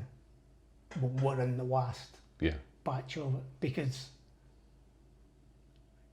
you can't bring the weapons crest to life again because it's a cop out. Yeah. That's what most comic books would have done in the last. In the last episode, the crest would have sprung back to life and saved him. No, it's another. It's another loss. In this case, he loses something that is genuinely a part of him. That, despite their bickering relationship for the whole, 12 years or whatever before that it's been going, they kind of love each other in a weird way, So after that, it was like, we got to finish it now, So, and there's something nice about bringing something to a close, despite the fact I still look at it. Pick up the odd issue and look at it and go, oh, I kind of miss that big swashbuckling science fiction epic adventure that, I haven't haven't really done that since then, you know. It's you sort of think, yeah, it'd be nice to do another big thing like that. But have you thought about returning to the universe? Not necessarily Dante himself, but yeah, at one point Simon Fraser and I did chat about doing a sort of Lulu spin-off because I like Lulu, and you know, it's kind of left her. She's the one who gets away with everything at the end of it, and it's like, whoa, what's she going to do next? But we did chat about it, but I probably took cold feet in that. That's always a bad night. What if it's not as good as Dante? What if it's not as good as the original one, and it's just another cash in and a cheap? Do you know what I mean? Yeah. So I didn't really want to go there. I'd probably rather just do something absolutely, you know. As I said, when I did that and when I did Shakara, it was look at what's going on around everywhere and let's just do the opposite of it. I'd probably rather try and do something like that, but I will one day, I suspect, but at the moment I'm busy enough anyway. Well, I mean, I want to come on to that because the end of Dante kind of marks roughly your end of working comics. Well, certainly for 2000 AD. Yeah. Like you did bits and bobs, but the big run in Doctor Who. Which just kind of came out of nowhere. Right. And I did a sort of. Maybe I was getting a bit. I wanted to try something else, you know. And to be honest, I'd probably been boring everybody to death for years, saying I'm going to write a crime novel. Going to write a novel. So eventually, I was kind of in a position to sit down and. Because you've done other projects. You've done Drowntown with Jim Murray, another fabulous artist who's up there. You've been. Let's be brutally honest. You've been very fortunate over your career. Because you know, Vince, Henry, Simon and John, Jim, Charlie Adlard as well. Yeah, I know. It's been great. Was there any point when you know you told all these stories, you'd had all these popular characters like Dante, Shakara, you worked with all these artists. Was there a sense of, well, you kind of already mentioned it, you know, I want to try something new, I want to, you know, stretch myself. I think as well, it's, you know, you also, it's nice to be able to own the characters you're working on. Sure. Because you realise you've worked in Dante for 15 years or whatever. Shakara, probably for not that much less, you know. And when you finish them, they're, even though you came up with them and created them, you don't own them. Now that's, you know, I'm not over a moan about that's kind of the policy in 2000 AD and in comics in general. That's it. So you sort of think, no, you want to, you know, it's a long time to, you know, I can't do anything with any of those characters. Whereas if they were mine, the fact that they've been finished, you know, you could be doing other things, or you could be trying to adapt them to other mediums and other things. Whereas nobody can stop you, you know. I mean, I'd like to think Dante could, you know, make a great television series if it was done properly, but I can't do any of that as, not that I'm incapable of doing it, I can't, because I don't, you know, you don't control the rights. So, and as I say, it's not, you know, I don't want it to sound like sour grapes or anything, because 2000 and comics in general, it's got me in a writing career and got me, you know, if I hadn't done all that, I wouldn't be doing what I'm doing nowadays. But it becomes sort of, you sort of think, you see, it's nice to own your own stuff if you can. And as I say, you can do other things with it then, which when you're not in control of it, it's left to other people, or it's just sitting somewhere, you know, not being exploited, for want of a better phrase. And I'd always wanted to do the crime fiction, the historical one. I'd had the idea for the novels for a long time. And while it's nothing against comics, comics are a medium, certainly in the West, certainly in Britain and America, that likes science fiction and superheroes. And, you know, how many crime comics can you name that are actually successful other than Sean and Ed's Criminal? Well, precisely. And Sean and Ed spent years getting themselves, building their reputation and doing similar sort of things to get themselves to that point. I just sort of thought there's no point doing it as a comic because, first of all, there's not a massive market for crime comics, and you also need to find an artist who would be as passionate about as the project as you to do the stuff in the past. And the books are quite, in one of the novels to sort of do one of those novels as a comic book, it would be massive. So it's a big commitment for someone. And looking around, there's a massive, there's a far bigger market for that. Well, I mean, in just no ordinary fiction, there is a big booming market for it. Yeah, I mean, it's so big that literally there's a genre which is tartan noir. Yeah. And everybody goes, no. Yeah, but it's quite a nice marketing term, even if it doesn't quite. It exists for a reason, which is to sell books. I'd never written a novel either. I'd always it's just that. But it had been something you'd always fancied to do. One of my very, very first ideas when I was thinking back about being a writer before writing Star Blazers or comics and that. One of my first ideas was to do a sort of transpose your classic Chandler or Hammett private detective, but into Glasgow in the 1930s, the shipbuilding era and the Depression. So essentially that is the idea, except he's the lead character's not a private detective, he's a police officer, and the world, the picture's bigger than that. I'm trying to paint a bigger picture of society at the time and make the city a character. It's just that it seemed to be a project that would be better suited to a novel. Edge of the Grave and Cast a Cold Eye, being the two novels. I realise I haven't mentioned the title. Well, was it a shock that coming to write it where you hadn't got an artist to do all the filling in of the world? You had to put every single aspect of it down on the page yourself.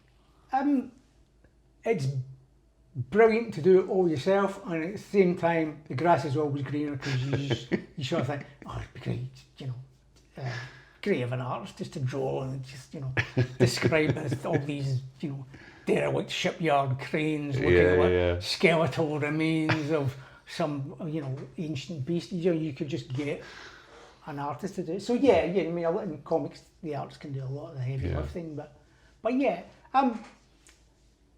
no, it's part and parcel of the medium. You have to do it, and there is a joy in the actual writing of it and the description of it. But it takes a lot longer.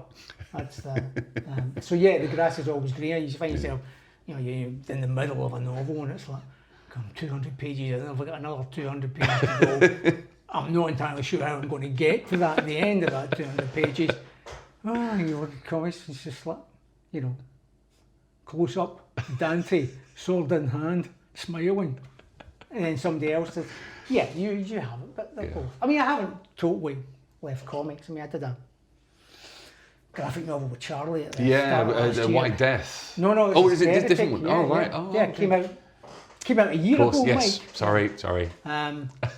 So we did that, and I've got another couple of projects on the go at the moment. So I'm kind of keeping your iron in the fire. I'm doing a big science fiction thing with Jeff Senior at the moment. That's just we're just working on it sort of privately at the moment. And Mike Perkins and I have been bouncing around some ideas as well, but we'll see. So hopefully that will work out. What did comics teach you that benefits doing prose? Or even conversely, are there bad habits you picked up in comics that sometimes make prose a little difficult? I don't think so, about bad habits. Or if there are, then I'm still carrying them out without being aware of them. No, comics have been great. I think comics are one thing that they have taught me, just about writing in general, or certainly writing a series, is just like, it's the character that's important in many ways. You want a good, strong storyline, and you want to build a realistic world around that, and an engaging plot. But people come back for the characters. It's not, or you might have a high concept idea which will sell one story, but if they don't care about the characters, they won't come back for another one. And I think that's especially true in something like 2000 AD.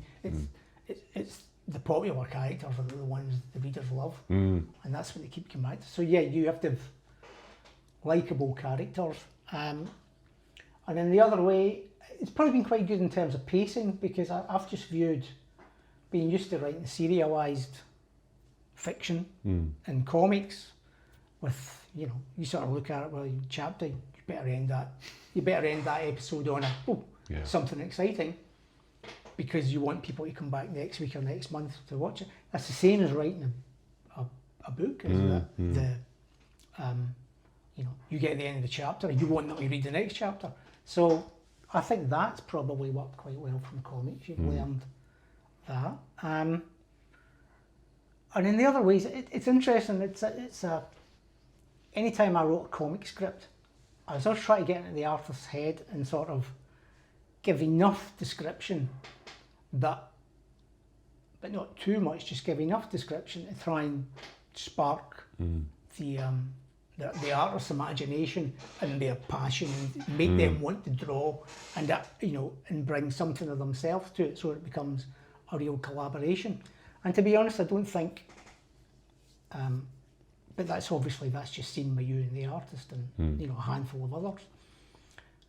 And writing a book is much the same idea. You're trying to, what you leave out sometimes is as important as what you put in. Yeah. Because you're trying to spark the reader's imagination in exactly the same way I'm trying to spark an artist's imagination. Because every single reader who picks up that book and reads it has probably got a different idea of what the lead characters look like.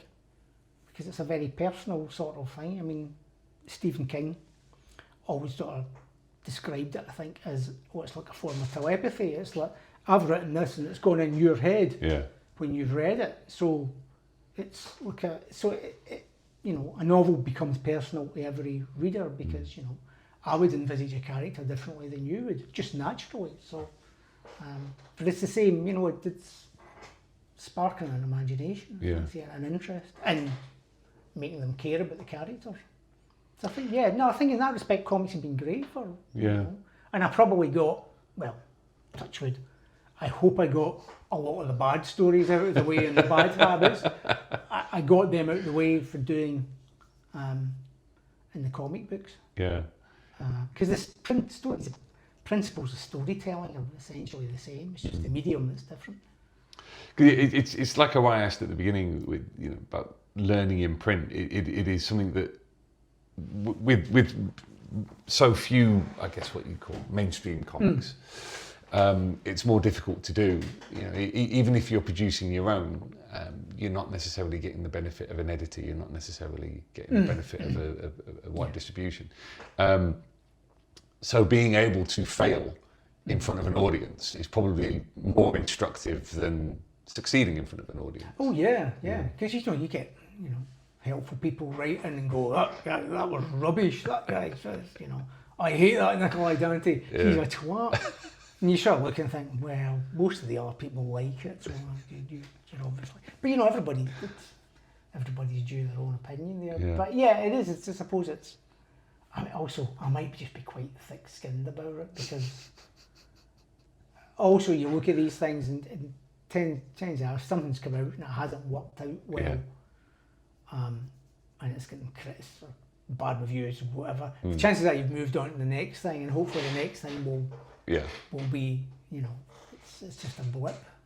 But yeah, I mean, I'd hold up my hands to a lot of those poor old bad stories that I wrote, not deliberately. You did, you were doing the best, or you thought you were doing the best you could at the time. How let's talk about process for a moment. Are you a leap in with both feet, or are you a meticulous planner? Because I've just chatted with Wagner again, And I know that it strikes terror into the heart of many writers when he says, I just start writing and I see where it takes me. And normally around about halfway through, it dissolves in my head. Are you like that, or do you have to know where you're going with something? I've usually got an idea of where I want things to end. I might not know how I get there. And I'll usually have an opening scene. And that will take you on. Yeah. It's like the current book I'm writing. I know how it ends. I'm not entirely sure how I'm going to get. It involves getting all these characters into this particular location at that particular time. I'm not entirely sure how I'm going to do that, but I will manage it. I'll do that. Yeah. Usually, what I get is, I like to have an ending in mind. Might change, but. Are you an intuitive writer, or are you a more kind of technical writer in a way that you know? I know plenty of writers who just absorb entire books on writing and writing systems. And, I don't. No, I haven't. No, I've never really bothered beyond reading the Seven Samurai screenplay all that time. I've never really picked up on. In some ways, I don't want to examine the craft of it too much. You don't want to kill the goose that laid Well, the this is golden this. If it's always my worry of if you gave me a gave me a radio or something and said take that apart and put it back together again, I'd take it apart and there would be something that, wait a minute, this doesn't fit. Yeah. I wouldn't do it. So I don't like to try and think too much about it. I kind of go. I'll go through different drafts and stuff, but no. I probably don't think about it as much. I mean, sometimes you can overthink stories. Yeah. But the actual craft of the writing, no, I don't. I know there's all these things like you must have the inciting incident on page 10 of your. But then then you say, yeah, but have you ever seen that? Watch that other brilliant classic film that doesn't have an inciting incident at any point in it, Yeah. So it's rules are there to be broken, and it's just tell the best story you can in the way that feels right, and probably your gut instinct is probably the best way to go. I mean, recently I was working in something, I won't go into detail what it was, but my gut instinct was to go, oh, I should do this at the end. And for various reasons I thought, no, I can't do that, it's not a bit, it's I don't think I've earned the right to do that, I don't think I've such as this. And kind of went round and round for a wee while, getting nowhere until you sort of realised, actually I was right, my gut instinct was do this. It's not what people will expect, but that in itself is probably a good thing. Yeah. So just go with your sort of gut instinct. It's like writing dialogue sometimes. If you're writing dialogue, the first thing that comes down is often the best because it's how you would say it naturally. Yeah. And then you might, tinker with it and make it, it's better written, isn't it? It's better spoken. It's like, yes, but it doesn't sound like any normal human being I know spoke like that. It just sounds, it's got an old PG Woodhouse rather than, than contemporary Glasgow. Yeah, well, I mean, you correct me if I'm wrong. You seem to enjoy research because I mean, you did White Death, which was about the World War One campaign on the Italian front, which. Probably the vast majority of people don't know. Don't know is a thing. Meticulously researched, and also with your novels, they're set in a very specific place in a very specific time period, and do you find a joy in that? Because with sci-fi, you can just do whatever the hell you want. Oh yeah. I mean, Dante was a lot of Russian history. Oh, right, there you go. Throw in starships and throw in and forget the bits you don't like. You can't do that with a thingy. I do enjoy the research. Yes, I'm also certainly with the novels. I'm fortunate that Deborah loves her mother was from Scotland, and lived in Glasgow. Not exactly the same period, but roughly the same period. So she's very much interested in the social history of the city, and how it worked as well, and just interested in people of that period in the world. So she's actually helped me out a lot with the research. Wow. Okay. Yeah, which is handy, of course. You know, and being an ex-editor as well, it's another good pair of eyes to have looking over the books. So I do enjoy it, but I do also find it, I don't know whether it's getting older. I'm a slower reader than I used to be. Right. So it's like, you know, I've got a terrific book in the 30s at the moment that I'm slowly but surely going through, but it's 800 pages long, full of a wealth of interesting detail. But I'm also forgetting when you find sometimes you find all these interesting facts and then forget them before you can weave them into the books. But yeah, no, I do enjoy it, especially when you find something, when you find a little nugget. It's like, oh yeah, it's like in the second Cast a Cold Eye, the second Dreghorn novel. I mean, it's got nothing to do with the story, but it's just a really interesting piece in that police boxes throughout England and Wales were blue, as in Doctor Who. Yeah.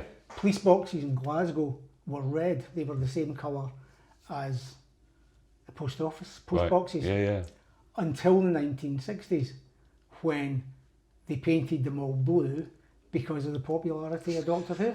It's just one of these little nuggets that you think, oh, I've got to include that. I mean, I just mentioned the fact that they're red in passing. You can't, obviously, you're in the 30s, so you can't say, but it changes in the 60s. But it's just these little nuggets are terrific. Yeah. And things like, in the first book, sort of both my grandparents and my uncle worked in the shipyards. My dad's father, who was called Robert, who I'm named after, he was an amateur boxer, which comes into the story, but he used to work in the black squads in the shipyards, which was the dirtiest jobs, like down in the bowels of the ship, in the building, filthy, you know, really, and quite dangerous. But also, what a lot of the time, when the welders were doing work, there was no such thing as safety goggles or anything like this. So what would happen was like little slivers of metal, red hot slivers of metal, which sometimes gets caught in a welder's eye, and they would go to my granddad to get the little sliver out. Obviously it'd cool down, but it would be like having a scalp under your eyelid. Yeah. And he had developed a technique of sharpening a matchstick and turning my eyes water when I do it, and turning the fellow's eyelid inside out so he could pick out the little fragment of metal. And so they called him an eye man. And they had them in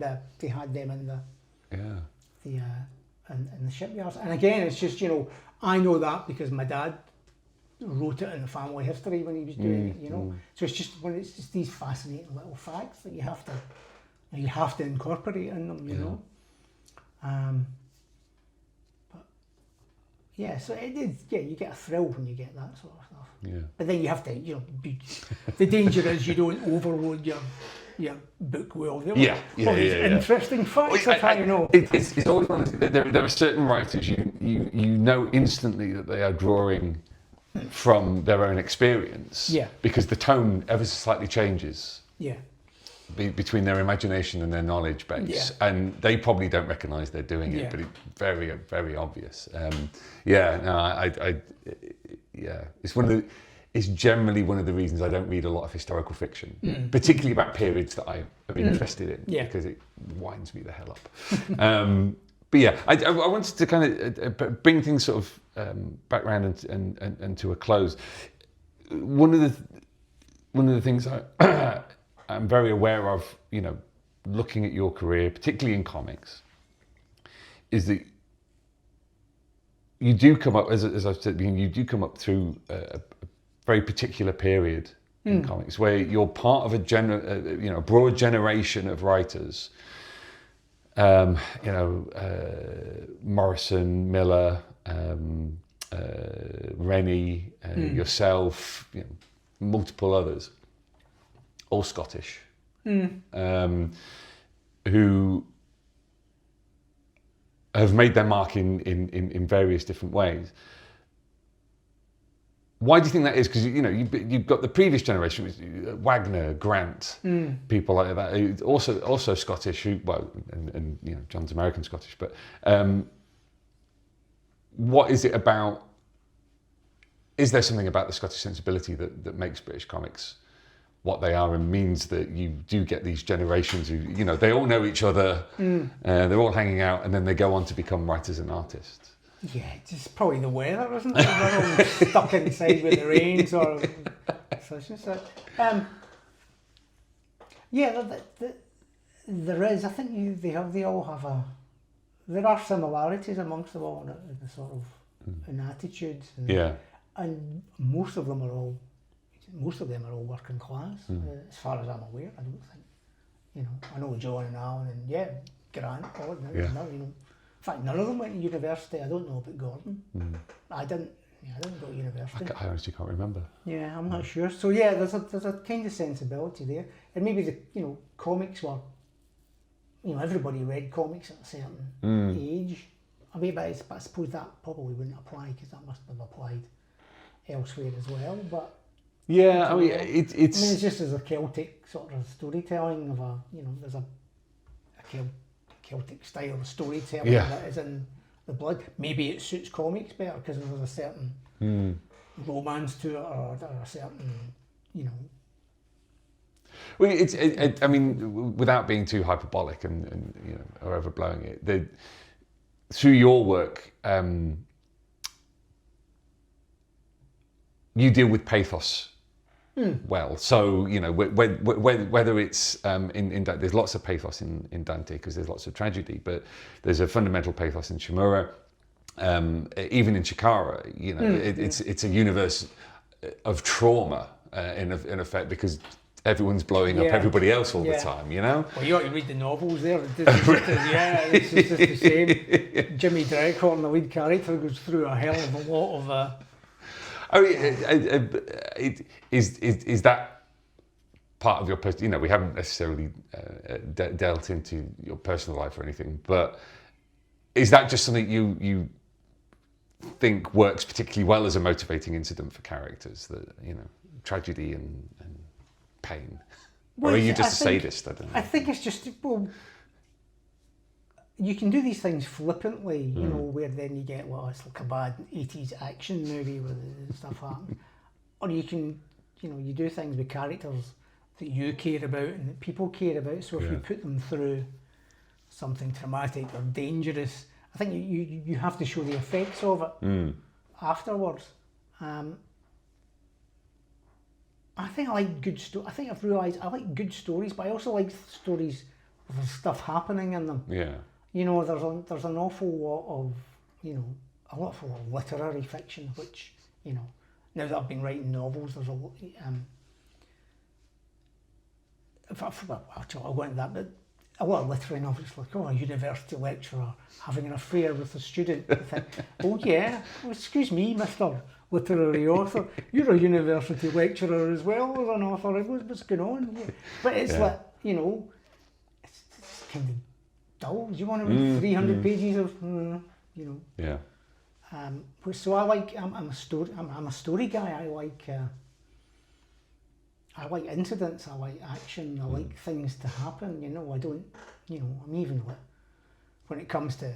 I've been kind of pigeonholed into doing crime fiction or historical crime fiction.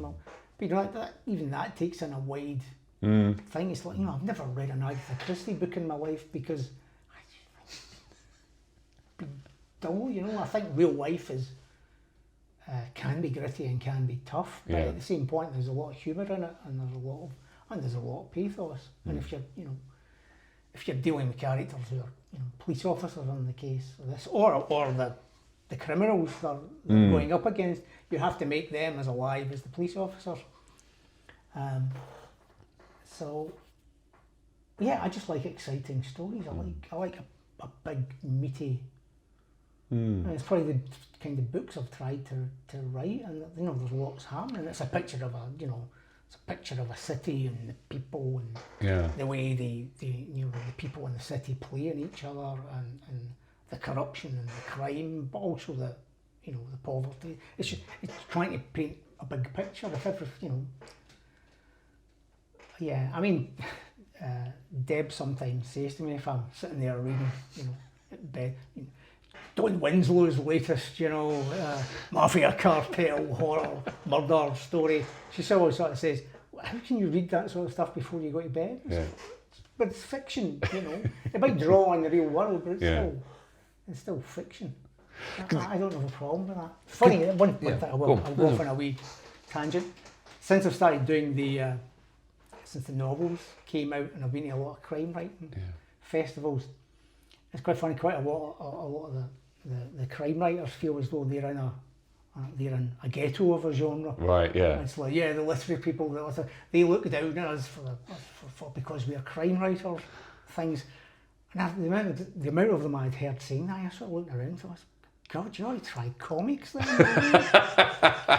And then even in conversations with a couple of these people who had been moaning about it, no names or nothing. Yeah. But they had sort of had to explain, because it was my first novel, so I was just turning up in these things and chatting to people. And obviously the novel had been nominated for quite a few awards and won one of them. So I was chatting to a lot of people and I said, what was your background and stuff? And I thought, well, I used to do comics and that. And you could see not everyone, you could see occasional throwing their eyebrow back, someone lower in the pecking order than us. And you sort of think, but you're just doing exactly what, that look in your face is exactly what you were moaning about. I should hastily say that's not everybody. A lot of the crime writers are actually big comics fans, so they just want to talk to you about comics. It's like, well, no, I'm a minute. Well, it's the whole thing. If the class system did not exist, it would be necessary to invent it. Yeah. There's a class system. It kind of runs. We were saying it earlier, wasn't it? Yeah. It doesn't exist anymore. Yes, it does. Sure, it does. It does. But I just thought it's funny, because.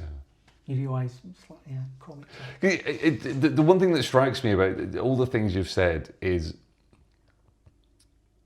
I've interviewed people over the years who've got a very, very specific image of where they're headed, what they want to do, what is necessarily the pinnacle. Whereas I never get the sense from you that you are marching towards a specific point. It's more where things draw you, So you do this story, you do that story, you write a book, you enjoyed that. You write another book. You're still doing comics with Charlie and Jeff and whatnot. It seems to be much more. It rather than necessarily having a direction of travel. It's just where the interest takes you. There is a degree of that. Partly it's like I do love comics. I do love working with artists on stuff. So it's like some of it is I'm keeping one foot in there. At first, just to make sure. But at the moment, the books have been quite well received. So I'm not worried about that. It's just I still like comics. So I'd always quite like to keep doing some. And with the books, I want to keep going on with them. Although I have ideas for other books that are not set in the same, set in the same series characters. But I don't really, I'd quite like to keep going on and doing both, but just keep, with comics, I'd quite like to just do interesting projects that, with people that I want to work with. Yeah. Not what I was saying, back in the day, you would say yes to whatever commission was coming in, regardless of comics. I think engenders a lot of that, just to make a living out of it, you have to do a certain amount. So I wouldn't want to be back doing that, but I'd be happy to do. I'm happy to do stuff with artists I like, or I'd even be up for doing one-offs or things like that for 2000 whenever that, because I'd enjoy it, but. Probably the moment the books are, but then it sometimes things come up, you don't know. I mean, I like the books. I mean, the books have been optioned for television by the company that did Wolf Hall. Oh, wow. So, in fact, I'm having a Zoom meeting with the producers on Friday. And they hired me to do the script for it and do the TV Bible, and carry on. So it's like, I mean, it might not get any further than the current stage of it, but if it did, that's something I would definitely want to be involved in, you know.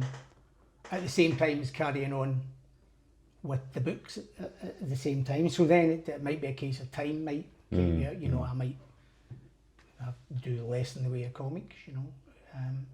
But I'd like to just do what I enjoy doing, you know. But sometimes there's a case of it. Obviously, if something appears to be more successful than something else, I mean, certainly the books have got the best sort of reviews that I've ever had of anything, and seem to be, you know, most popular of pretty much anything I've done. But then they found a wider audience, you know. You know. Well, I mean, my mum read them for goodness sake, you know, who has never looked at any comic book, you know, and my cousins and all these people who have previously they went, oh yeah, he writes comics, that's nice. But when you're writing a novel, suddenly like, oh, that places it in an area they understand and they like, you know. I mean, in fact, even my auntie was threatening that she was going to read one. I sort of went, oh no, don't, it's violence and sex and no. But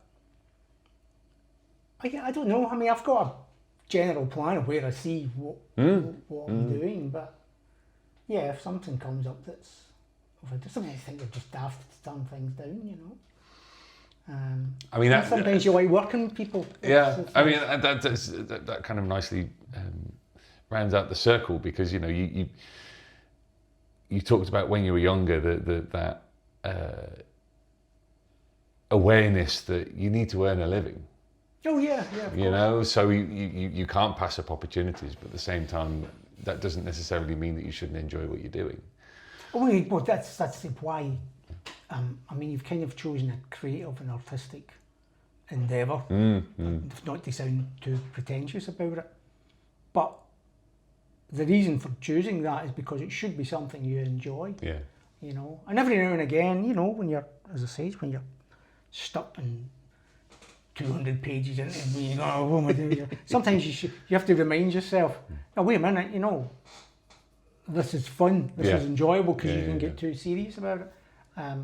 As in comics, so yeah, it's, you know, I mean, it's in a privileged position that I'm, you know, I am working on the stuff and making a living out of doing what I'm enjoying doing. Yeah. So. I mean, thank God your dad gave you gave me that deadline. Yeah. I sometimes have suspect he's still thinking, he's going to. No, but he was very, you know, but my dad was. Way back when I was young, he was quite happy for me to have reading comics, you know. We were talking earlier about people whose parents didn't want them reading comics and looked down at them. My dad was, you know, sharp enough to realise, well, he's reading. Well, it's reading, you know. So it's read it all you want. You know? He would encourage me to read books at the same time, saying, don't just read them, try this as well. Yeah. But it's, I've had a good grounding, and I've been lucky in that respect, that I've been supported in that respect, because you know, he could easily have just said, no, go out and get yourself a real job, you know. So I've managed to avoid that so far, so I'll stick with what I'm doing. I will never forget first job in journalism I got following Christmas. So I'd only been in it 3 months. I was miserable. And because I'd done theatre at university. And, what were you going to be, a thespian? It was still there with the goatee. It's historical, not hipster. That's very important. It was theatre and media. You see, I was hedging my bets, and in my third year, I kind of went over to the journalism side, and I never forget my grand just said, "I'm so happy that you've got yourself a proper job." Yeah. I was like, okay. Thank you, Grandma. But it's amazing how many people don't, view the arts or the creative side of things as a proper job, or even taking it up to you keep hearing in schools of art classes and stuff being cut, and they have been cut, and funding to libraries being cut, funding to any arts institution, all these organisations being cut by the government and whatever. But at the same point, you then see the statistics of how much money the arts in its general field brings into the country. It's probably more than most things. Yeah. So why isn't this being encouraged? Why isn't this? Well, why are they having the this AI copyright thing? Of they're done, Well, when Warhammer means more to the British economy than fishing and coal mining combined. Exactly, it should be embraced. And it should be, people should be encouraged to. I mean, I was lucky I was encouraged to sort of, right, or I was allowed at least the freedom to, give it a bash and possibly fail. And if I had failed, I would have been as good as my word. If I had failed, I'd have went and got a real job. I'd have still have been selling pies in Dens Park football ground, which I did for a wee while. That was a horrible job. Yeah, in one interview you talked about grease running down your trousers. I was a neighbour at the time. He was a sort of bit of an Arthur Daly type, and he had the concession to sell Scotch pies. Yeah. You ever seen a Scotch pie? Oh, I love a Scotch pie. Oh, they are great. I mean, I suspect they're not healthy, but they're great. He'd sold them at football grounds, for half time, like a pie in a bottle. I think I was in college at the time. It must have been the holidays in between college. I asked him, do you want a job during the summer? Yeah, sure. But it was like, you had to be up at 5 o'clock in the morning and drive to various, wherever it was. Dundee's the one I always remember because it was the furthest away. So you were up at the crack of dawn, and you would drive there, and he had all these, the booths with ovens in them. But the bakers would deliver the pies first thing. And in these big trays with holes in them for letting the air in. Yeah. But you would pick them up and then have to carry them to the booths. And as you could do that, because they were straight out the oven, you could just feel this grease running all down your thighs and your crotch. And it was like, and that was you for the rest of the day because you were stuck there with this congealed grease on you. It wasn't pleasant. That's possibly one of the most A, working class stories, and B, Scottish stories I think I've ever heard in my entire life. Incredible. Yeah. Incredible. It was good fun though.